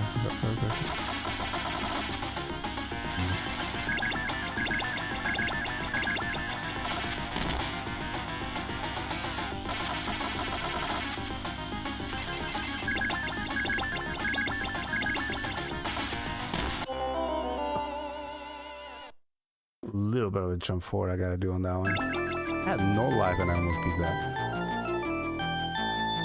Yeah, so like, so I would say because of that, I could not give it to Aria. Bad music. Everything else is comparable. I will agree. It's a great game. Everything else, graphics, great. Story great, gameplay amazing, level design great. The backwards, like again, the fact that it's a Metroidvania, and do you once you get powers, you can go back and check out different areas. Great, all of it. The weapons, freaking awesome. But again, the soundtrack sucks. Such a great game. The fact that they messed up on the soundtrack, in my opinion, they messed up on the soundtrack again. Because again, Rondo, great graphics, great gameplay, great storyline, and amazing music. Symphony, great graphics, amazing storyline, great gameplay, amazing gameplay, and freaking awesome soundtrack. So just on soundtrack alone, cannot place Aria above either one.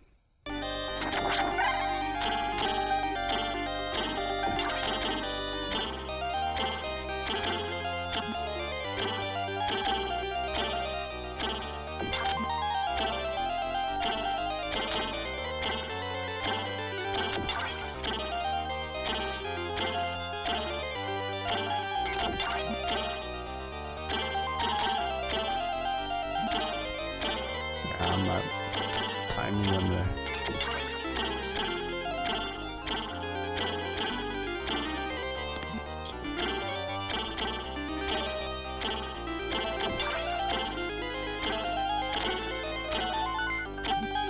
Jeez.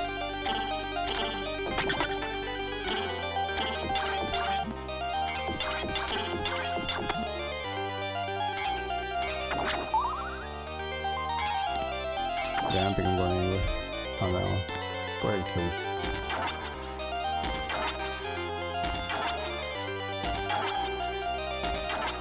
Well, the sword's familiar once you got him at 99, equip him as a weapon. Huh. There is a rune sword, but not from the dude you're describing. No. So I know you get a sword from the Flying Knight. That I get. What the heck? Did this guy not see me from? He was just like not wanting to hit me. I know that the knight gives you the Heaven Sword. And it's similar in attack pattern, but it's smaller, and the area of attack is not as wide. But the Ruin Sword, you throw that way further. It's a bigger sword. You throw it way further forward ahead of you, and it comes back a lot. It's a lot quicker, and it travels a lot further, and it has a wider area because it's a bigger sword. Yeah, I'm like, I forgot who I picked it up from. That was not from the knight. The knight gives you the Heaven Sword, but some other character dropped this Ruin Sword, and it was towards the latter part of the inverted castle, so the second part of the castle, towards the latter part. Someone dropped it as, I want to say maybe even around the waterways where you go to that bottom southeastern part of it. There was like, you go under in the caves and the underwater. One of those creatures dropped it. I picked it up and I was like, what is this? And I was like, damn, I wasn't hunting for it. It just picked it up, and I was like, damn. I was like, this is sweet. And yeah, it wrecked the game. Once I picked it up, I don't think I wanted to.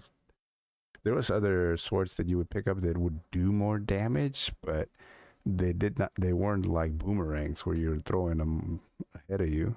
You still had to get up close. So this thing was, yeah, once you put this one on, you were not going to unequip it.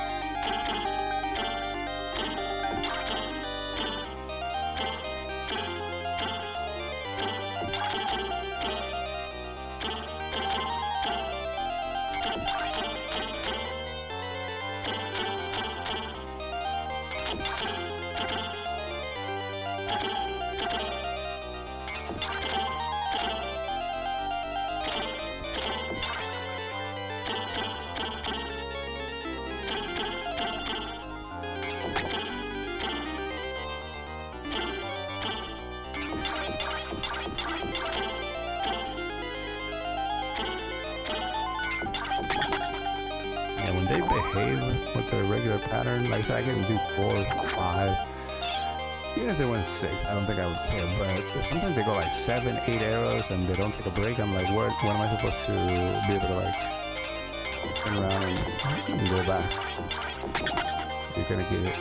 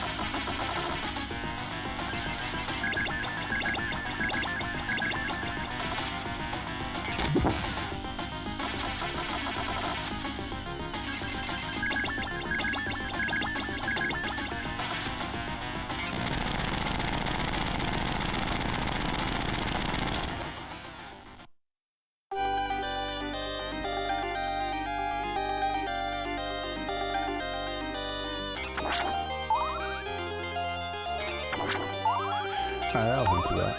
I think we have a lot of health and a lot of continues.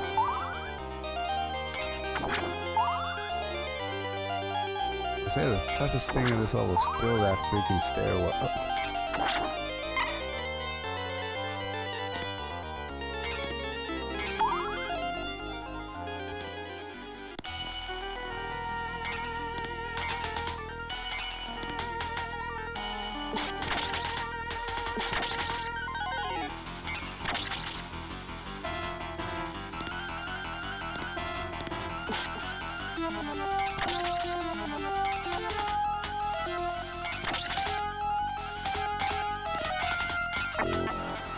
Damn.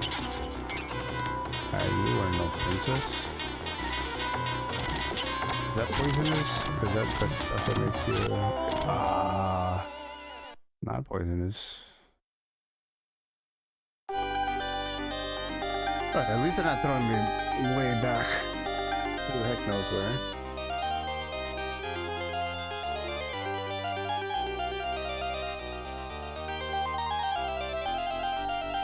Retroactively, heck yeah, man. Good to talking to you. Keep on grind. I will follow you. I can't talk to you some more in the future. Alright, thanks, man. Thanks for the follow, Retroactive Trophy Hunter. Definitely appreciate it. It's Flameberg. Yeah. There were so many times where he dropped that stupid Flameberg, and I was like, oh, I think I got it. Nope. The Flameberg. There's a rune sword too. Yeah. Once you get him at 99, equipped as a weapon. A sword, right? There is a sword. itself, which becomes a familiar. I didn't use so much. I want to say I used very little familiars. Towards the end, I probably should have used them earlier so they could level up with me, but I only really used a little bit, probably towards the second half. So the inverted castle, the fairy, and the little demon guy. I did not use, I think there was a ghost, sword, or something else. There was maybe like 6 of them. Yeah, I didn't use the other one, so I just used the fairy and the little demon guy.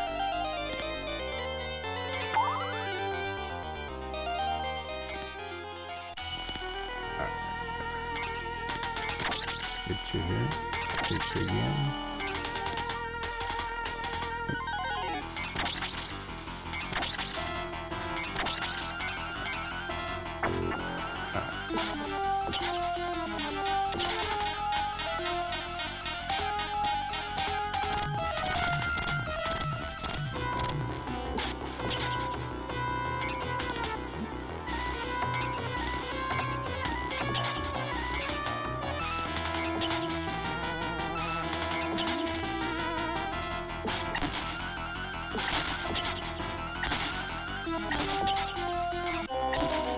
Oh, so close, son.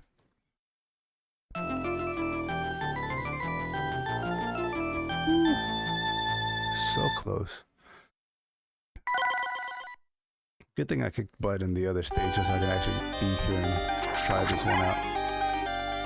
Try to learn the attack patterns here. You can try to avoid those little falling pollen or whatever it is. You still have to attack. I think I slowed down my attacks when I started throwing stuff. So it was the first time I was throwing something other than that pollen at me. But if I think I would have kept on attacking, there was a chance.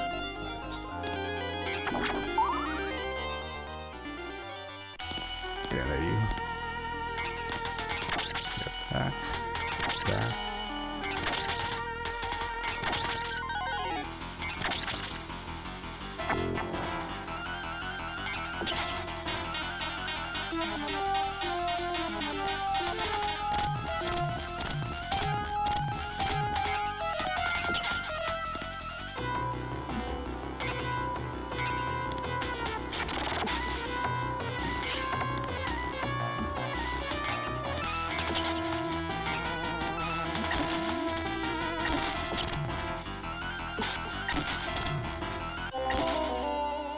I did worst.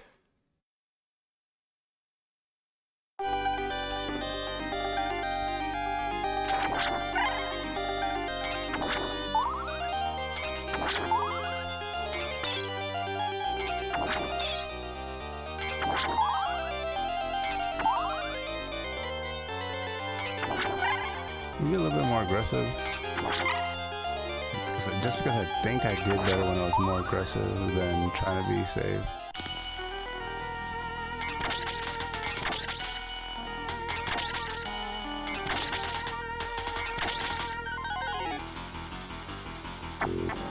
Let's see, thing.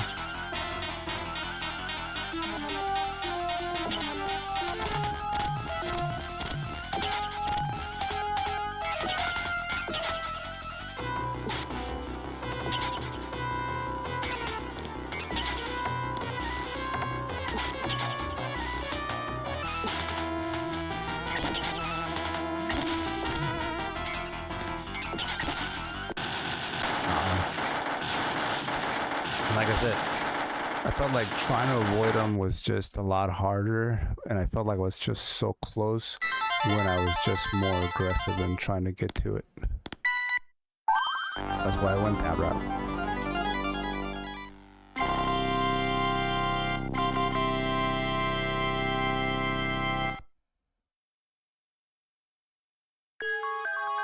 Ooh, let me get this here.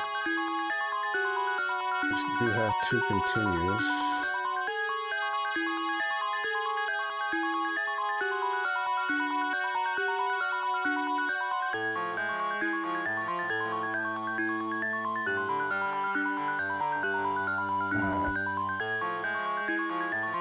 a little preview here of what the next round.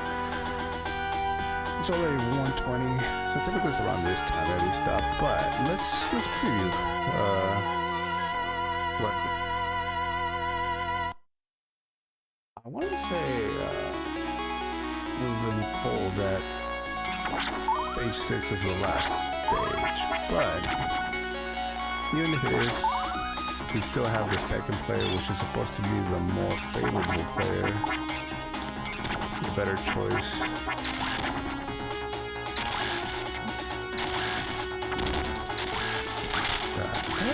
Damn, it keeps it hit. I didn't know you had that type of power.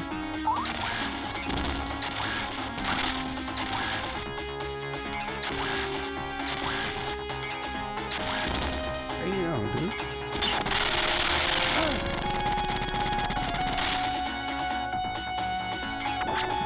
Nice.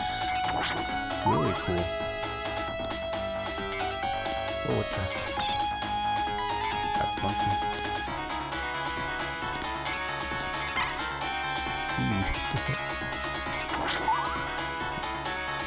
Really trippy. Alright. Got that. Man, I gotta take a look at my feet. Alright.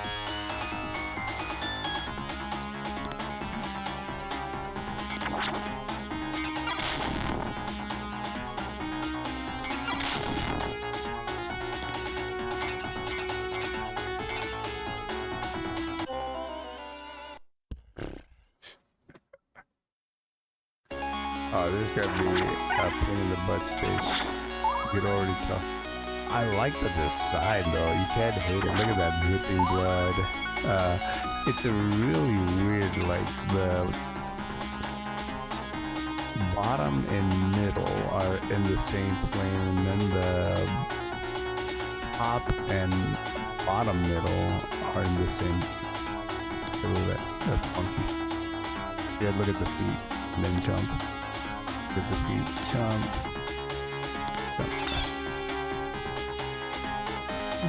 Go down.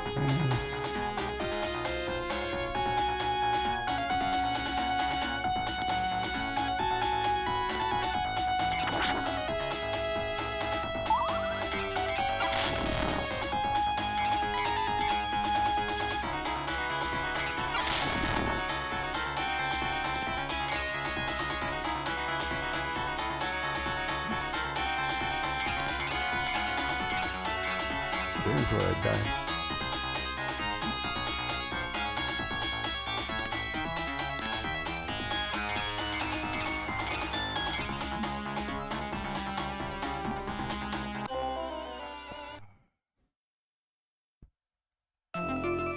You get tricked because part of your vision is telling you can make it from the middle, but you should really be paying attention to the feet, which are on the platform. And when you do, you can make the jump. But then it's hard to time when the Medusa head is going to hit you, because she usually her flight path is in the middle, so it's hard to tell when she's coming, and it's already hard to hit those things. So that's going to be a hard one. I do love the design though. So let's continue this. When's the next one? So today's Wednesday. Tomorrow we got Silk Song playthrough. Let's do Saturday, guys. We'll do a Saturday stream. Last time we did a Sunday stream. I think we're gonna do a Saturday stream this time. Probably 10 o'clock. Try to do a 3 plus. Because it might take me. If this is the final level, they're definitely not gonna make it easy. This one was hard. Jeez. I mean, from the opening place in the jungle sucked because of that one little area by the blood fountain. The second place with the night at the end, that is a random night that is super tough. And right at the end, after all of that, you usually don't have enough life to survive multiple hits from that guy. The stairway from hell, That sucks. Um, the mini mid game boss that night, not bad, easy. Um, the guys with the arrows, it's so annoying that they don't stick to their pattern. That one was annoying. Um, the statues were annoying before I picked up the pattern. Once I picked up the pattern on the right side, then I think I'm good on that. And final boss not bad. Like I said, once you know like, hey, it's better just to go after it. It's not its attack power is not that hard where it's gonna knock you out in a couple of hits. So you got plenty of time to go ahead and get your hits in before he starts getting a little too crazy with eggs and additional moths that he throws at you, the mini moths. So if you can just get your hits in quickly, and even by the time she starts getting the mini moths in there, you already have it on the last like 2 or 3 hits, so you're good. But yeah, there's so much tough little areas, and it's just specific little areas. But yeah, I would say that stairwell from hell, dude. I hate that. That's got to be up there as annoying as the pirate ship in Rondo with the flea man, which I hate. And also in Rondo, the annoying bridge in the final, is it the final stage as you're getting up to Dracula's tower and the clockwork area. You have to traverse that falling bridge with birds also flying to try to hit you as the bridge is falling. That, dude, annoying. But I gotta say, the flea man's, even I'll do the the spiral case staircase in this game many times before I would do the flea man in the pirate ship. I hate those guys. Um, yeah, so let's do Saturday, guys. Let's meet back here Saturday. Like I said, 10 o'clock Saturday. We'll do a Saturday stream. Try to wrap up our first playthrough here with is it Jim Morris? I forget what his name is. Something Morrison. And then there is, I forget the other guy's name, but he has a spear. Supposedly, he's the more fun character. He's a little bit more overpowered and the better character to pick. So I'm looking forward to playing as him, and it'll be a lot more fun. Because I think like you do the harder one first. I'm not going back the other way. So do the harder, more traditional whip action with Morris, and then once you're familiar with the game, take it on with the easy character with the spear. Why not? So I'm definitely doing a second playthrough with the other character. I'm not gonna not do it. I mean, I did Rondo with Maria. But let's try to wrap up stage 6 on Saturday, guys. That way, by the time we play next week, we should be playing with the other character. But enjoy the rest of your evening, guys. Thank you for checking out the stream. Definitely appreciate it. Excited to get to the rest of this game, and also like excited just to get to the other games. Like I'm really looking forward to, like I said, playing Super Castlevania 4, which is a remake of the first game, but with the graphics for the Super Nintendo. I'm really looking forward to playing Portrait of Ruin, a lot of people's number one. A lot of people take Portrait of Ruin over Aria and Symphony and Rondo. I'm looking forward to playing Order of Ecclesia, Dawn of Sorrow, few others. Might go back, like I said, and do Curse of Dracula, Castlevania 3. Just because it has the story elements. That's literally what the Netflix show was based on, Castlevania 3. Plus, one of the 3D games that had you play as the forgers. Hector, not Hector, is it Hector? Forget the name of the forgers. Anyways, but the forger, there's one of the 3D games that involves the forgers, the guys that created the demons for Dracula, and they're also pretty front and center in the Netflix show.